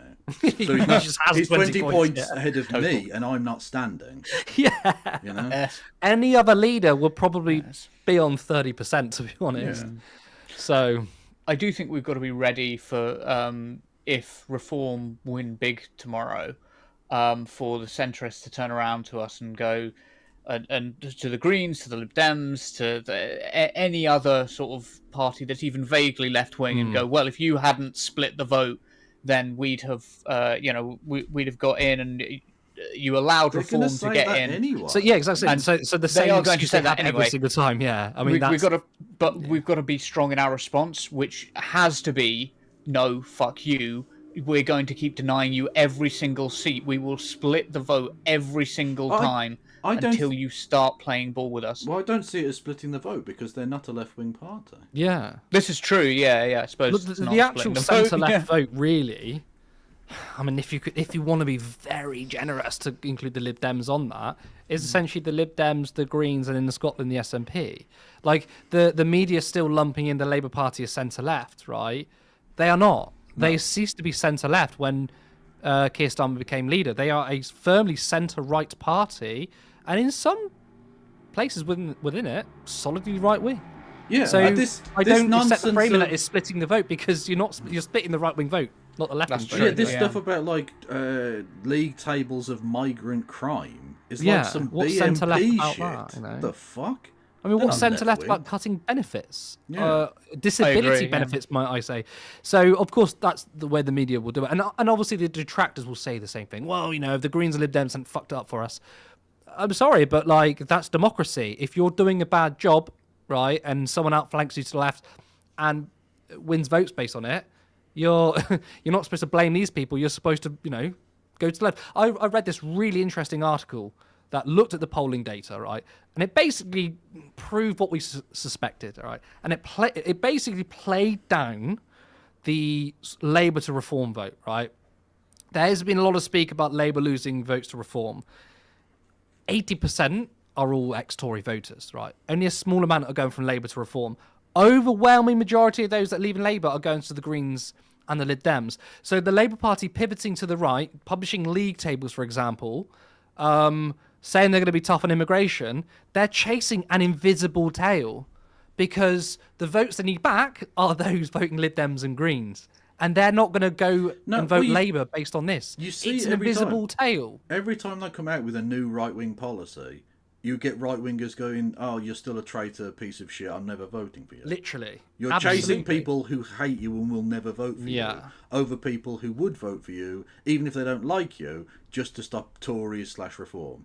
Yeah. Look, I've made this point so many times. Regardless of Labour's position on immigration, broadly they will be seen as a pro-immigrant party, right? Yeah. So they have a choice. Either try and say, oh, no, we hate immigrants too, and then not win any votes, or actually make a positive case for immigration. Because if most of their votes aren't going to Reform, they're going to the left, then maybe they can bring them back. Like, I think, and this is what Ambrosani said actually when he went down to Runcorn, and he made a really good point, because he spoke to a woman who's voted Conservative her entire life, voted Labour in July. Within weeks, she said she regretted it. And this is the type of voter that Morgan McSweeney and the Labour right wanted. They desperately wanted these Tory voters, these swing voters, right? They desperately wanted them, and they've alienated them as well. So there's literally no one is going to come out and vote Labour. They've already alienated these so-called Tory swing votes, which, by the way, I massively reject. If you look at the numbers, Labour got, over 9 million votes, less than Jeremy Corbyn both 2017 and 2019. All of it is going towards the left. So I think you have to sort of expand your base outwards, right? Of course, you need to compromise to win an election, but you can't shit on your base, reach over the aisle, and win that way because you still need your own base. Yeah, it won't work otherwise. You need your base plus the swing voters, not say to your base fuck off and then go for the swing voters, because your base are still your core support, and when that shrinks, you're never going to win. You know who they could have learned from? The Lib Dems. The Lib Dems have poisoned their image for a generation by supporting the increasing tuition fees after joining the coalition. And Labour could have looked at that and gone, hey, maybe we don't want our base to absolutely hate us, or our former base now to absolutely hate us for a generation. Because even now, it's been like 15 years since that happened, and even now, people still say you can't trust a Lib Dem. I think they're right, by the way, but they still say you can't trust a Lib Dem because they will turn on it. The image of the party has been poisoned, and I think that might well happen to Labour now. Labour might have poisoned the chalice both ways, because that, like you say, they're not going to persuade people that they're anti-immigration. Those people are going to vote Reform or for the Conservatives anyway.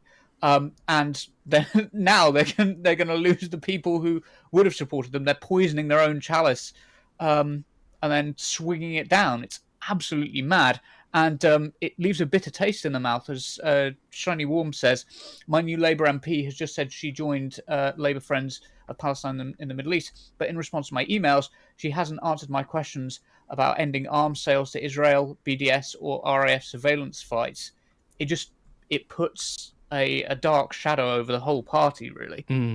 Yeah. I mean, I think we're in a seismic political shift where, when the Labour Party took over the Liberals in the early 20th century, we're in a seismic shift now where it's very likely Labour can't win an election ever again. Yes, they're looking at having the political success of the Whigs in the next few years. The same political success that the Whigs have had in the 21st century, which is none. Anya says Zionism is religious extremism. This is paired with another comment, by the way. Just the same as Islamic extremism, Labour and the right are so against. And then Jim Speak followed up by saying, it's not really a religious doctrine. It's just appropriating religion like Machiavelli would have. I just wanted to comment on this quickly. I'll pass it over to you guys in a second. But I would say that you are both right to some degree. I would say that it is religious, but religious extremism, because ultimately a lot of Islamic extremism, Wahhabism, is largely political anyway. It's largely not to do with doctrinal faith. And much more to do with what you can get people to do with a devotion to religion and their focus on religion. It's an excuse rather than an actual dedication to religion. I don't think that Benjamin Netanyahu prays much. I'll put it that way. No, I think that's true. Yeah. I think there are a lot of people who are. You can be an atheist and a Zionist. You can be a Christian and a Zionist. Yeah. Most Zionists are Christians. I was going to say most Zionists are Christians. I think I think both is true because, look, I think and I'm not accusing this person of being a liberal, by the way, but the very liberal worldview is that the material conditions don't matter. It's all about ideas, and I think when you say everything's down to religion, and that enforces human behaviour without looking at the conditions they're living in, the geopolitics of things, then I don't think that really answers the question or opens up what's really happening here. Like, religious extremism doesn't happen in a vacuum. So I do think, obviously religion can help push people to certain sort of views and actions, but a lot of it is also used as an excuse. I don't think it's either one or the other. It's not black and white. I think both are kind of true. But, I think that way of thinking could then say, well, there are billions of Muslims, and then, okay, but most Muslims don't subscribe to the ultra-conservative ideals in Islam, same as Christians. The politics behind it is, I think, the driving force. Yeah, yeah. But I think that this isn't one of those things where you can answer quickly. I think it's these are sort of discussions you will have your entire life, and really interesting discussions. Yeah, it's about the politics, because America doesn't give a shit about any particular political ideology than its own, and it doesn't care about Jewish people, for damn sure. It supports Israel because Israel is essentially a military base in a region that they have no friends in. Yeah, it has nothing to do with the fact that, spiritually, for a lot of them anyway, are spiritually Zionists or religiously Zionist. It is because Israel is a settler colonial project, and of course, US is a Western imperialism entity, and it's very material. I mean, having Israel in the Middle East is very beneficial to the West. It was why it was created in the first place. If you read the Balfour Declaration, a lot of it is due to the fact that they just wanted Western influence in the region. And then actually, I think Britain cynically used a lot of Jewish people and their faith to get on board with it.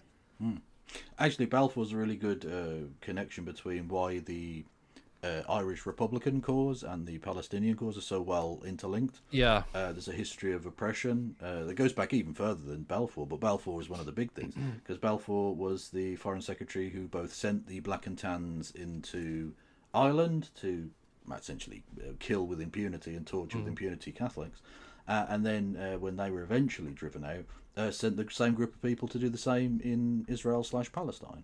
Yeah. And then obviously give quote unquote Israel to Zionism, and so there is a direct historical connection and a kind of kinship between the Palestinian and Irish peoples. Yeah, absolutely. 100%. I thought this was interesting. Shannon says, Nandy came to my town to support our Labour candidates. The fact he willingly associated with her adds to my ever-growing dislike for him. The leadership of the party is poisoning the party. I think, I can't remember who it was who made the point that Keir Starmer is really the root of why that lady... I can't remember what she said exactly. She said she would vote for Zara Sultana, but wouldn't vote for. The fish rots from the head. The fish rots from the head. Quite one of the great political theorists of our time. Yeah, that's treating.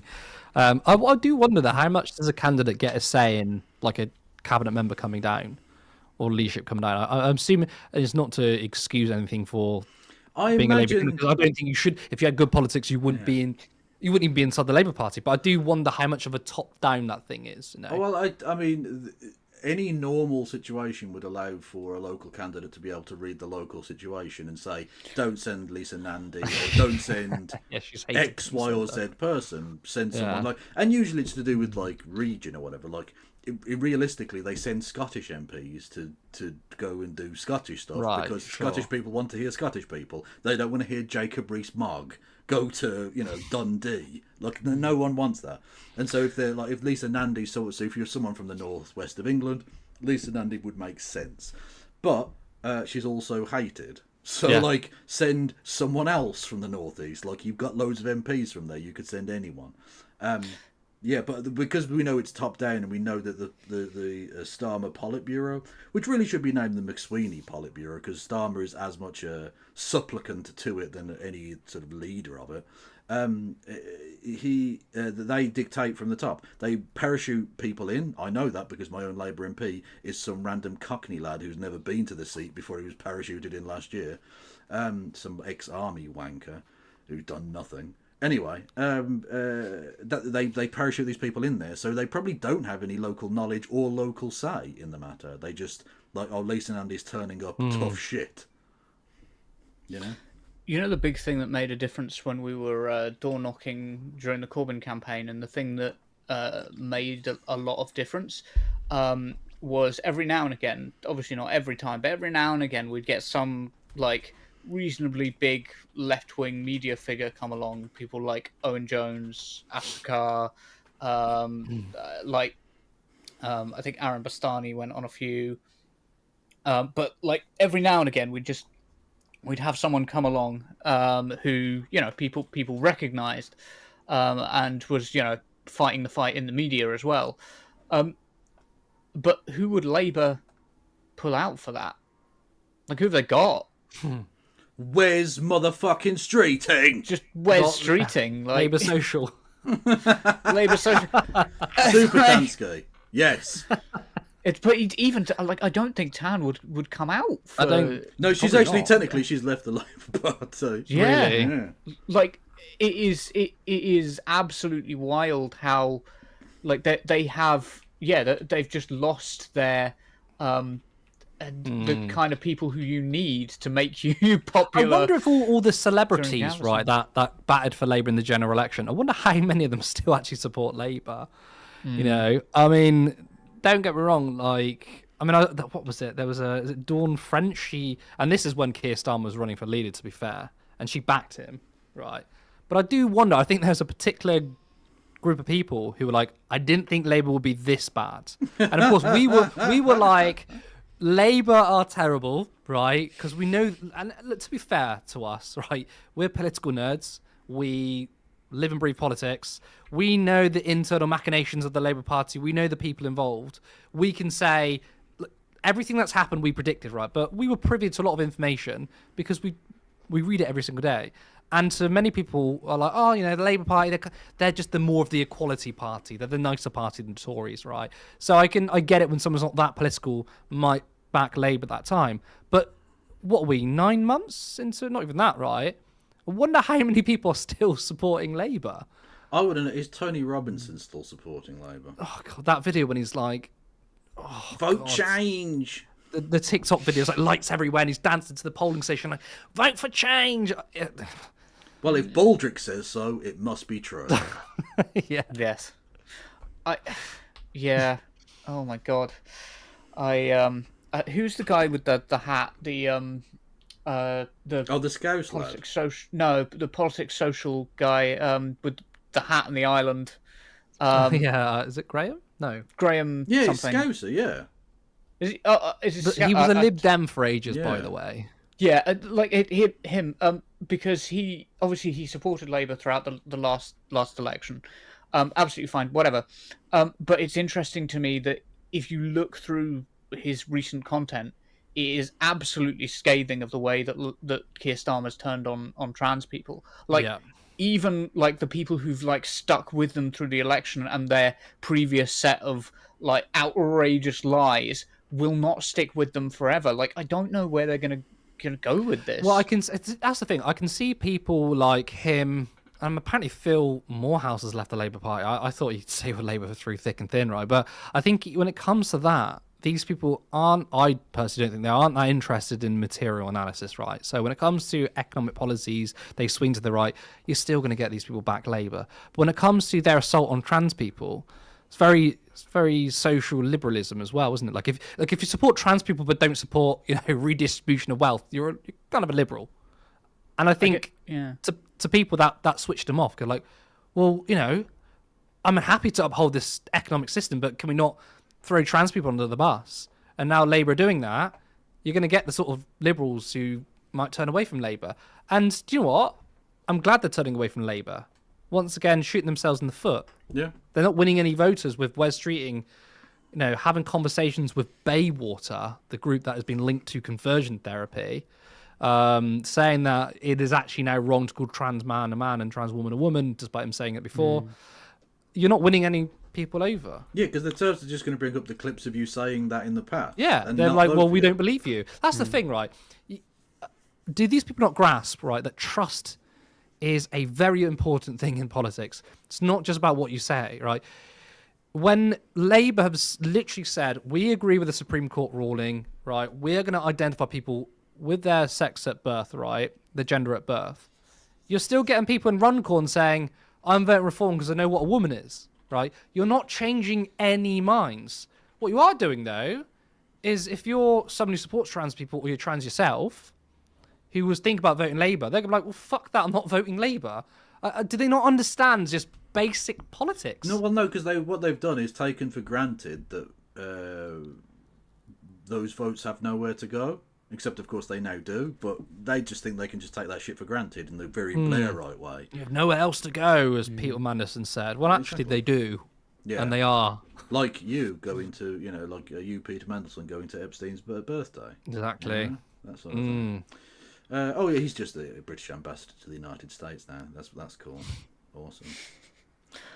I guess you could say the same about the immigration stuff as well. Yeah. The problem is that it even pushes the sort of people who don't necessarily do material analysis, away, because it's just so obviously demonic. Yeah. That it's like something, publishing migrant crime statistics is it is something like you'd expect like Lex Luthor to do, hacking the big screens in New York to project migrant and you're crime still, sorry to data cut you off, though, you're still getting people on GB News saying, and they literally, when I went on last week, the slot before me, the panel was literally saying Labour cares more about immigrants than British people. Right? Yeah, I saw that. Obviously, that's a load of crap, but they're still pushing that narrative, despite the fact that Labour have pivoted to the right on immigration. they could bring immigration down by 50%, and you're still going to get knuckleheads saying they care about immigrants and immigrants are getting free houses, right? So it's almost like it's a wedge issue, and that they don't actually really care. It's a wedge issue that even these people on TV do not give a fuck about. They're still going to bat a label with it because people are going to believe it, which is why I say you might as well come out and just be pro-immigration because you're not winning people over, but you might keep some of your base voters. You saw it with, I think the Canadian election is one to look at. The difference between the Canadian and American one. Firstly, funny that Poilievre literally didn't become prime minister and lost his seat. Hilarious. But like, he didn't try and sell out at least socially liberal, socially left-wing people. He just went, okay, if you want to call me woke, whatever, fine, and went on with it. And Carney won pretty convincingly in the end, albeit not a majority, but that's quite difficult to obtain given the situation. Whereas in America, she literally went out and campaigned with Liz Cheney. She went as right-wing as any candidate has been in a long time in that stupid fucking bipartisan sense. And they still called her a communist. Yeah. So why give a fuck what they have to say? Yeah. They're calling Keir Starmer a communist. Why shout down Palestinian protesters with, I'm speaking. Okay, well, they're not fucking voting for you then. Yeah. Be a dickhead. Like, Keir Starmer could literally dethrone and Labour Party are just, Charles II. They're doing that Charles II, Charles III. Like, Keir Starmer could literally dethrone Charles III and replace him with Jeff Bezos. And GB News would still be on the next day calling Keir Starmer a communist. Yeah. They would. Yeah, they would. True. Like, it's mad. I've seen it. If Jeff Bezos endorsed the Labour Party, they called Jeff Bezos a communist. Do you know and Jeff I've seen Bezos that, not Hamas? specifically in Labour's context, but I've literally seen people online call bankers communists because they didn't particularly side with the far right party. They were like, I'm going to stay with the Liberal Party because they're going to have my economic interests, but they're not so radically right wing. And they're like, well, they're communists. So I had to bring this one up. Not just because it's a dono, but also true. Come on, publish MP. Thank you for the donation. All I'll say that is a fire comment. Yeah, a lot of sexual assaults in that particular crime stat. Yes. Yeah. Yeah. Absolutely. Yes. And Cyberscape City, I thought this was interesting, said support the revival of the 1956 precedent, which bypassed the Security Council veto for a democratic UN emergency peacekeeping force through the General Assembly. Currently, peacekeeping is under review. This is a mechanism that I ran across before. It's supposed to be like a unity mechanism that the General Assembly are afforded to intervene when the Security Council basically go nuts. Because of course this was during the rise of it's about would have been 5 or 6 years after the Soviet Union got nuclear weapons as well. So there was a heavy interest at the time in making sure that the Security Council didn't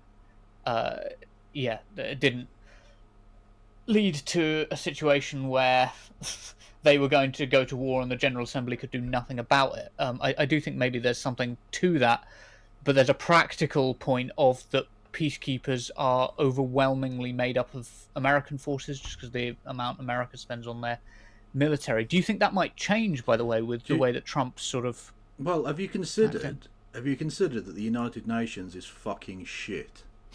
Like, literally a worthless organisation that won't do anything ever. I don't know if I entirely agree. Liberal, fucking liberal.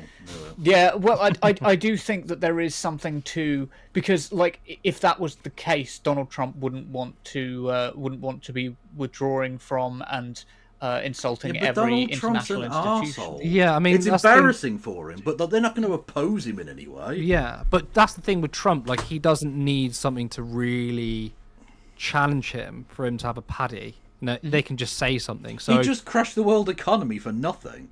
Yeah. Like, so him wanting to withdraw from the UN might not be the fact, less about the UN being effective and more of the fact that Donald Trump is just crazy.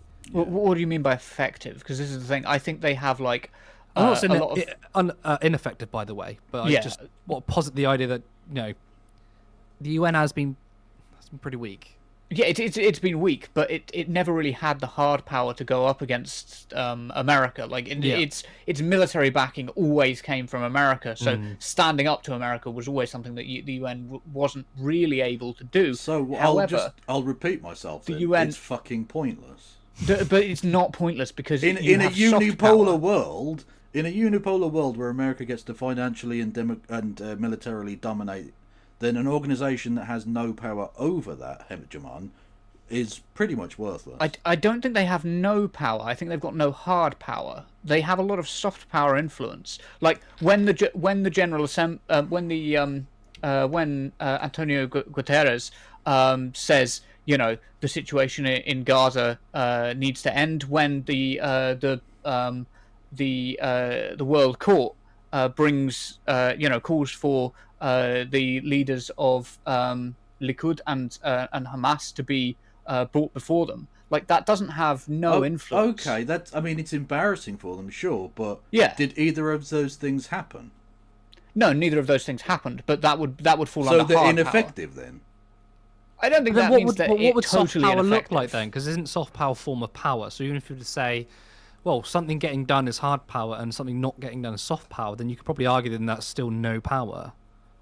Well, no, soft power does exist, and that's fine. But soft power ultimately is a good way of being able to either avoid the use of hard power or to aid and assist your use of hard power should it be necessary.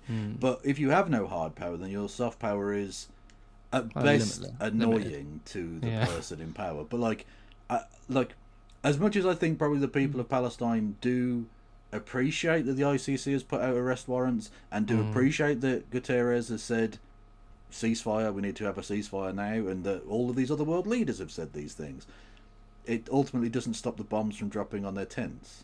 This is true, but at the same time, support for Israel and sympathy for the Palestinians has never been higher across the world right now. And a great deal of that will be not just due to the United Nations and their soft power, but organisations like Amnesty International, speaking out.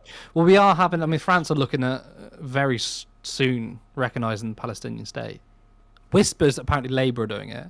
But again, for me, Labour recognising Palestinian state materially makes no difference given their involvement in this genocide. I think at best it sways the conversation, but ultimately Kevin's right when it doesn't stop the bombs. But ultimately recognising the Palestinian state is still the right thing to do, even if they're doing it for silly reasons and it doesn't in any way mitigate their evil. It's still just the right thing to do, obviously. Agreed. Yeah.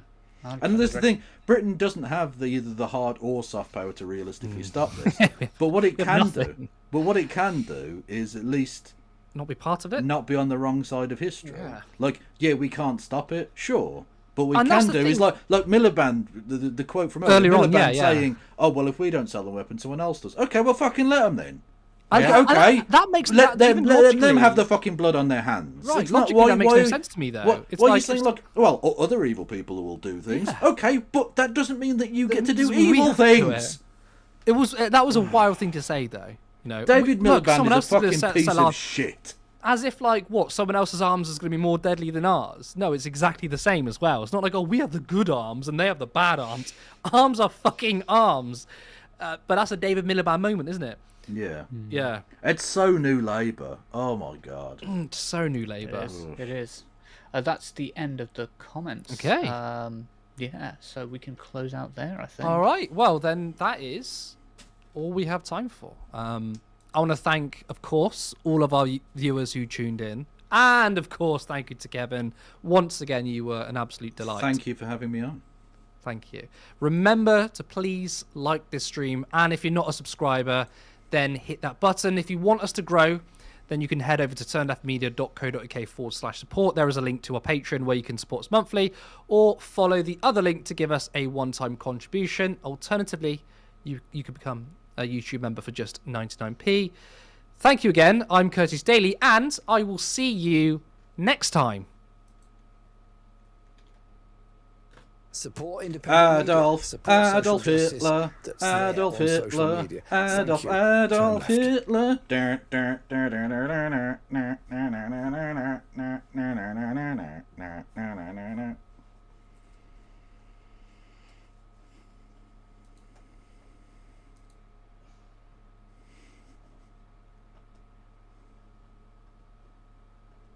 That's there. I changed it up, chat. I changed it up. Oh, what a banger of a show! That was a fucking good one. Yeah. It was, but I'm now muted. So I tell you what, notice our getting more shares on Twitter. I don't know if anyone's actually watching us, but well, maybe. Who knows? It might be the only left-wing thing left on Twitter. I don't know. yeah, innit? Maybe Hey, Elon hello. Musk is watching it. Turn left arenos on the on the YouTubes. Hello. Yes. You can and should hit the follow button. No, subscribe button. I saw, actually, this is really funny, right? I think it's a comment on this actual stream. Let me have a look, see if I can find it. Baron von Coxleb says, "Say hi to Cog for me." Do you have Hello, any message? Baron. There you go. Yeah. We've got a comment on. Look at him. One of our- Twink Death has avoided Cog. Love it. Hey, he's there! We've got him on camera. We let him out the shed. I know. You look high as I fuck, broke by out. the way. Sorry?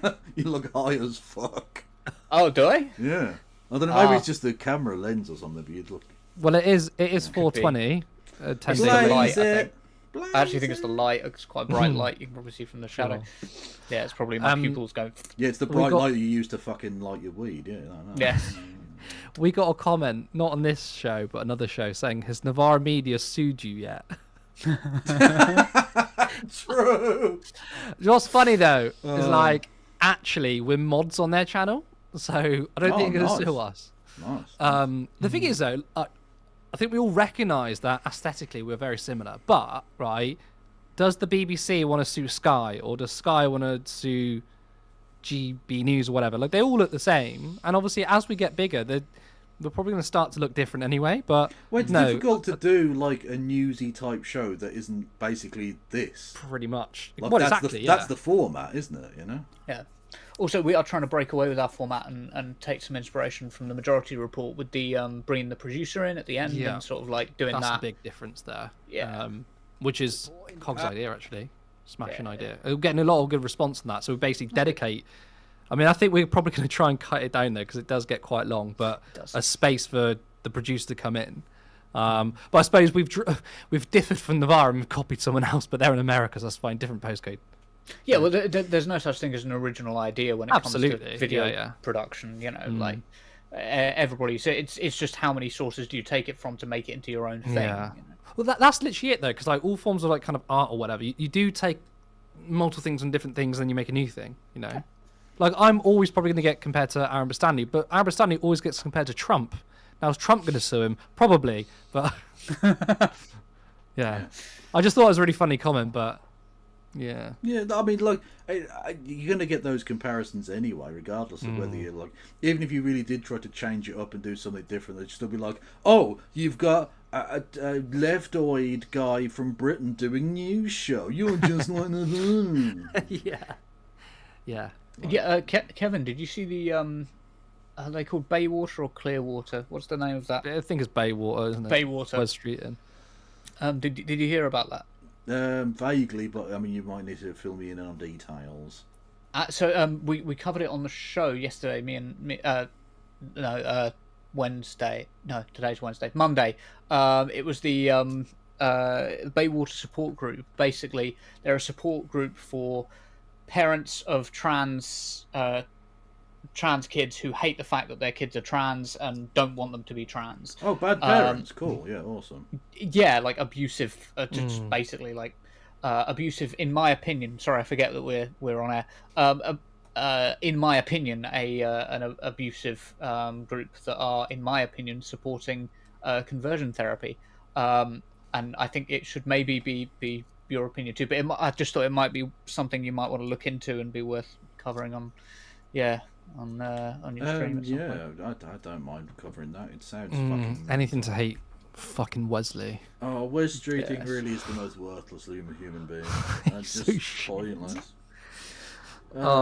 Getting people to shout Wes Streeting is a C-bomb at the Trans Liberation Rally was absolutely euphoric. Nice. And getting people to like say it back as well, it was incredible. Lovely. It was such a good feeling.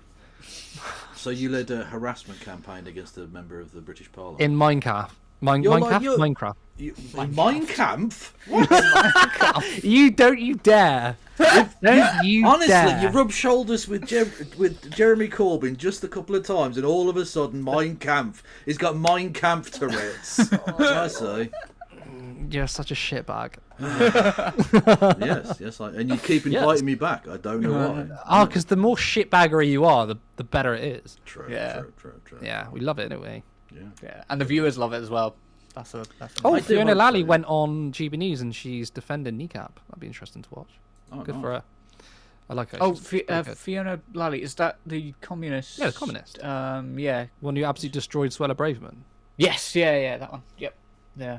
Oh, nice. I don't think I follow them on anything. Oh. I don't know if they're I'm on like YouTube, to be TikTok fair. or So, right, okay. I've hopefully you got some viewers because I made sure I read it into you. Yeah, thank you. Yeah, everyone, you hit the follow button and all of that jazz. Yes. No, subscribe button on YouTube, isn't it? You keep saying that, don't you? I do, are you TikTok brained or something? Is that what you've been doing lately? Going on TikTok? No, it's on Twitch. The equivalent Twitch, of course. is that if you subscribe on Twitch, you have to pay. So like it's anyway, yeah. Oh, I see. Yeah. Well, we've got our one sole viewer on Twitch, so I think you're doing having a very good day. Yes, go on Twitch. Oh, fuck. Curtis, we meant to say about Facebook. We need to write that into the script. Yeah, we need to, yes. Yeah. Sorry, I mean, to be fair, I completely forgot as well. Basically, we're trying to stream on Facebook, but you need 100 followers, and we've got like 7. Or was it like 13 now? It might We'll be. post the link in my chats, and my people will flood in there and give you another. Yeah, they need to That find it. would Do you have the amazing. link, Cog? Do I have a link to our Facebook? Yeah, I can grab one. Everyone go and raid their Facebook page, which will be in the chat. Yeah, we're trying to get the boomers. I mean, to be fair, like our audience on YouTube is overwhelmingly older men, but I think that specific algorithm of Facebook, if we can try and flood some kind of left-wing thing in there, probably won't work, but you know, Yeah, fair enough. was worth a try. There you go. Okay, I need to eat, so I'm actually at dinner, so I'm gonna head off. Cool. You know the drill, Kev. You don't mind staying in the now? studio. Oh yeah, no, I'll just yeah. I'll just leave the window open. Yeah. Sick. Okay. Brilliant. Well, honestly, that was I loved that show. It was really good. I think the numbers were really good as well. To be fair, because when you talk about Jeremy Corbyn, it's wow, we're 1.3k views already. Nice. If you talk about our Gaza, friend of the show, then people quite like that as well, don't they? Yeah. It's the 80th anniversary of him killing himself, isn't it? Hitler. I just got that. Yeah, it is. Yes, it's the 80th anniversary of him. Yeah. Fucking hell. Sorry, I thought you meant Jeremy Corbyn. It took me ages. I was like, what? I was like, oh god, yeah. There you go. Got him. Jeremy's gonna watch you one day and actually think you hate him. And if I ever meet him again, I'm not gonna correct him. Fair. You know, I can't argue with it. It's good. Okay. Well, lots of love Yes. to Kev's audience. A bit later, guys. Everyone go and follow thank you for Turn a Left great show. Media and follow Cog in the street and blow kisses Shout at things him. and throw things at him. It's easier with a drone. People find. Right. True. See you guys later. Bye. Okay. So I'll stay in the studio, but I'll. There's the picture of Hitler himself. Oi oi. How are we all, chatterinos? Are we well? I do hope so. Thank you to Andy for Andy Carter for gifting us a membership at some point during proceedings. And did I not? Oh shit! Did I not turn the thing back on? Oh, I turned the alert box back on, so I don't know why it didn't tell me about the thing. But anyway, thank you to Wayward Historian for gifting a sub to the Thinking Cybercat. Yeah. Did you see the message on Threads as there's a game coming out set in Birmingham? Well, like a video game or a board game. Is it Rat Race? That would make sense. But no, I didn't. because I'll be honest with you, I've been mostly sleeping and watching snooker today, so yeah, I don't know. Oh yeah, by the way, you can hit the follow button. I didn't even do a fucking thing, did I? Did I at the start? I don't know. You can hit the follow button and subscribe and do bits messages and become a member and do super chats. These are things you can do to help me out if you wanted to. It helps the YouTube algorithm. It helps me not starve to death. Yeah, it is a thing. It is a thing what exists. What is this? Oh, the Jezzo outro. Nice. Adolf Hitler. Adolf Hitler. Adolf Hitler. Okay, I want to make that a sound alert, but I really don't think Twitch would be okay with it.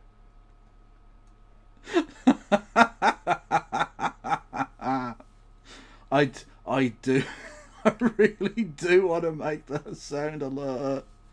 No. God Save Birmingham. Exclusive gameplay reveal.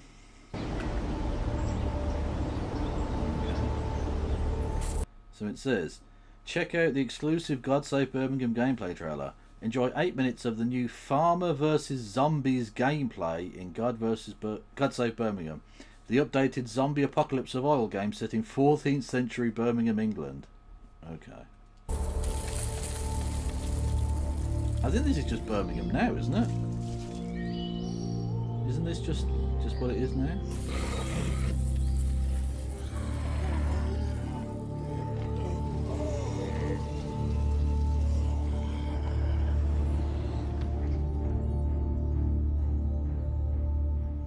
I'd fucking hate to be in a zombie apocalypse, I really would. With less rats. True.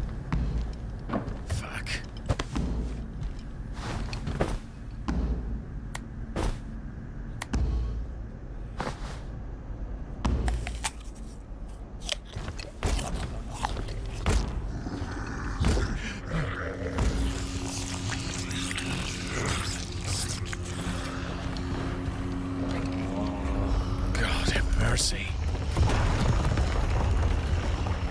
So the Brummie accent hasn't developed yet. Fair enough.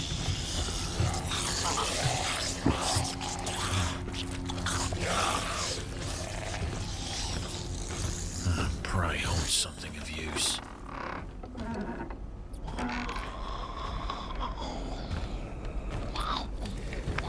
Oh, rats. There we go. Authentic. Love it.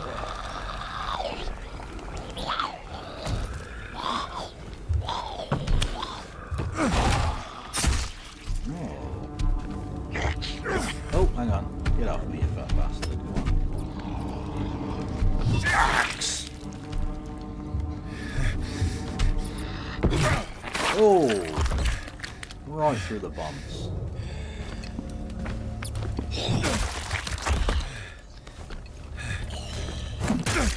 Oh! Full decal. Oh, okay, that's unnecessary. Damn thing.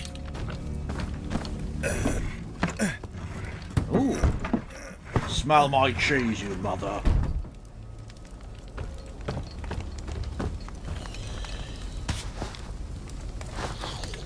Oop, rats again. There you go. Love it. All this for a few drops of wine. All that for a few drops of what?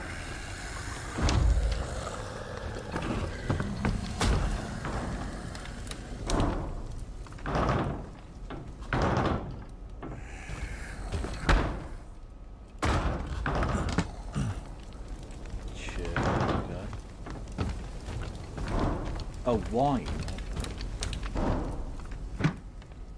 Peaky beheaders. Love it, love it. Do it for the van. Fuck. Okay. There's no need to swear.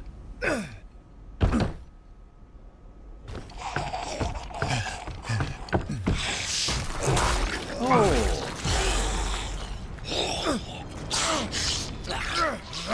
I know her.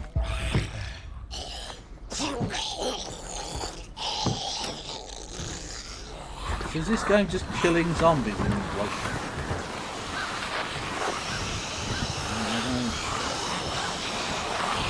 Oh God!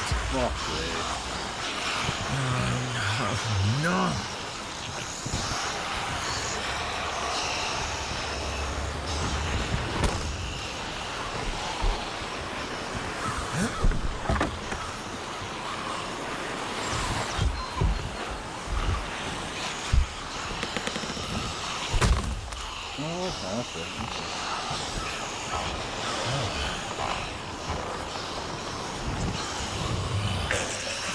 How the fuck's he making it over the ladder? Fucking zombie shuffling along. Hey, fuck it.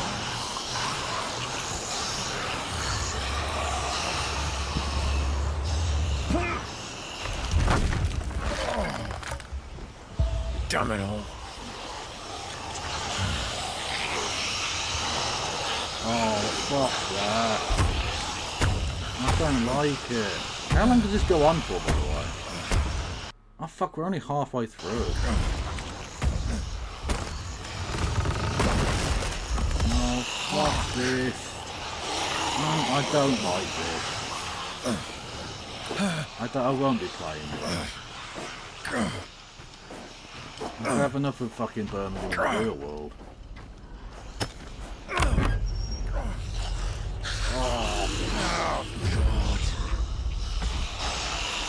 Like, I think at this point you just give in, don't you? And just become a zombie or just do yourself in.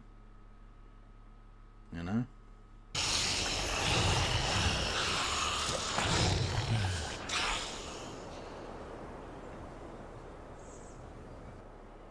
You should play Hollow Knight on stream. I don't know what that is, but I suspect I wouldn't enjoy it, given that you've just asked me for it.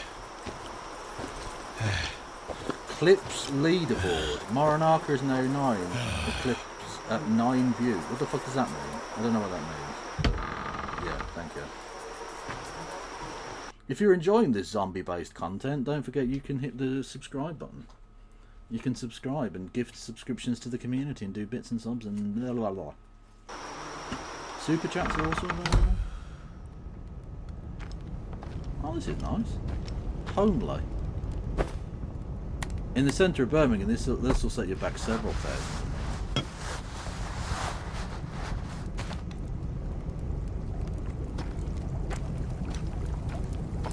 This is luxury living. Oh my god, they've got fucking...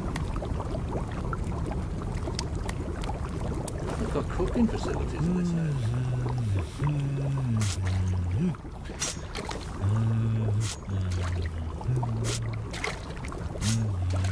Just some blood there if you do.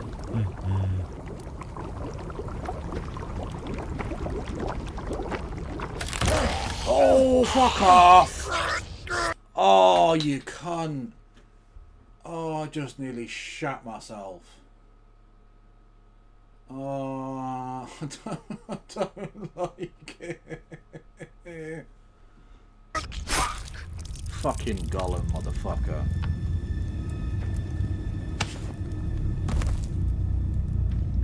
Is he going to board that up or just...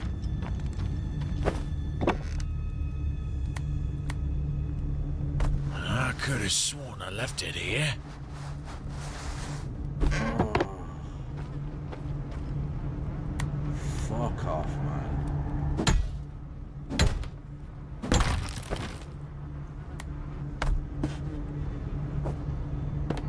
I don't want to do this anymore. Fuck off. Literally fuck off. Thank you, Katie Marshall. Speaking of Man United, zombie. Thank you.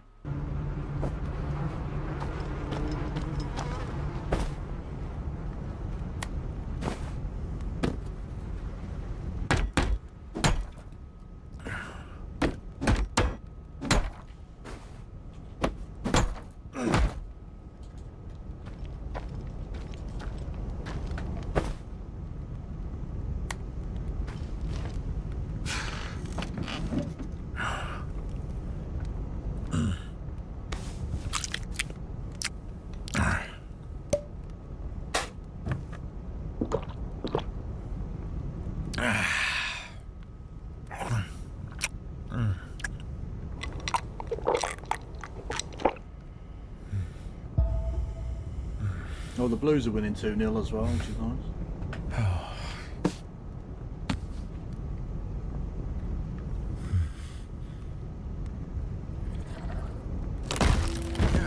Fuck.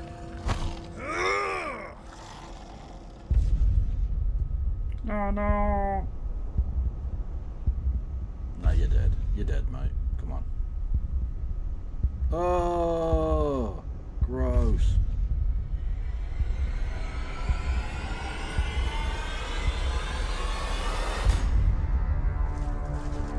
God's sake, Birmingham indeed. Fucking hell. Is he going to scare me right at the end? Is he going to do a jumpy jump? No. Thank fuck for that. God's sake, Birmingham official. Fuck off. I'm not playing any more of that. Fucking horrible. God almighty. Oh. I don't like it. Oh.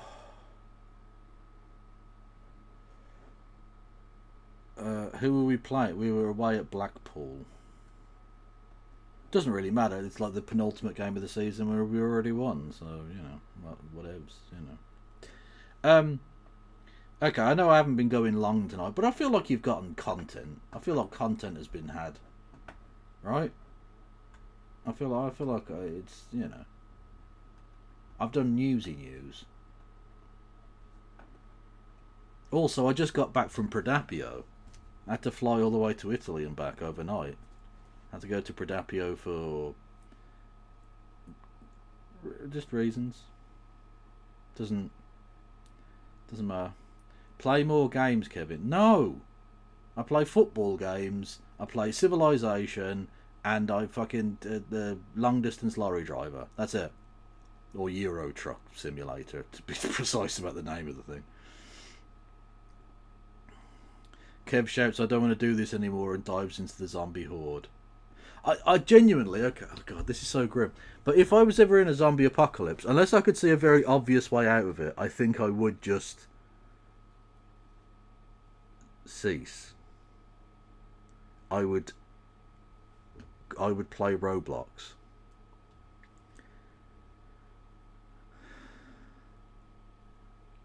When will you play the squirrel with a gun game? Well, someone link me to the squirrel with a gun game. I don't have it. I presume it's just on Steam, right? Would love a Civ stream. Well, Leckers, you may not have been around for that, but I did do a couple of Civ streams a long time ago, like when I very first started streaming. And the problem I have, and this is the problem I have with all gaming type streams that I tried, I get too engrossed in the game and I forget that I'm supposed to be broadcasting, and so there are just huge stretches of time where I don't speak, which like is fine, I guess, but I also like I'll start sentences and just completely forget that I'm like what I was talking about. So I'll be halfway through like a serious political point, and then I'll be like, oh, I need to move my this unit over here, and I need to do this, and I'll have just totally forgotten. I'll just totally forget what I was saying. I'll just finish halfway through the sentence, and that'll be it. It was fucking awful. I felt like I cheated my audience, so I just stopped. I didn't enjoy it. I didn't really enjoy playing the game that much because I was like going like, oh, is my OBS still working and stuff, and it was just fucking horrible. I didn't like it.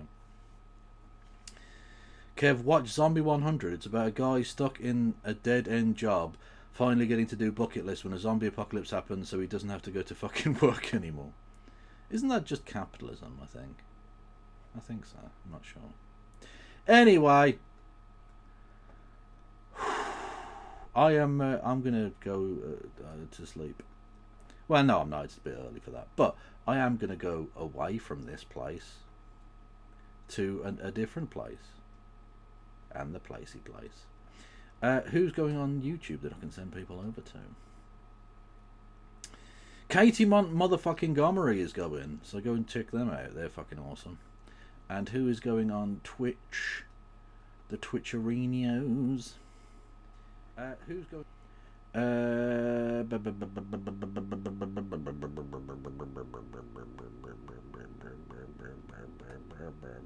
Fran is going. Go and check out Francesca Fiorentini. Don't know why I said it like that, but I did. Anyway.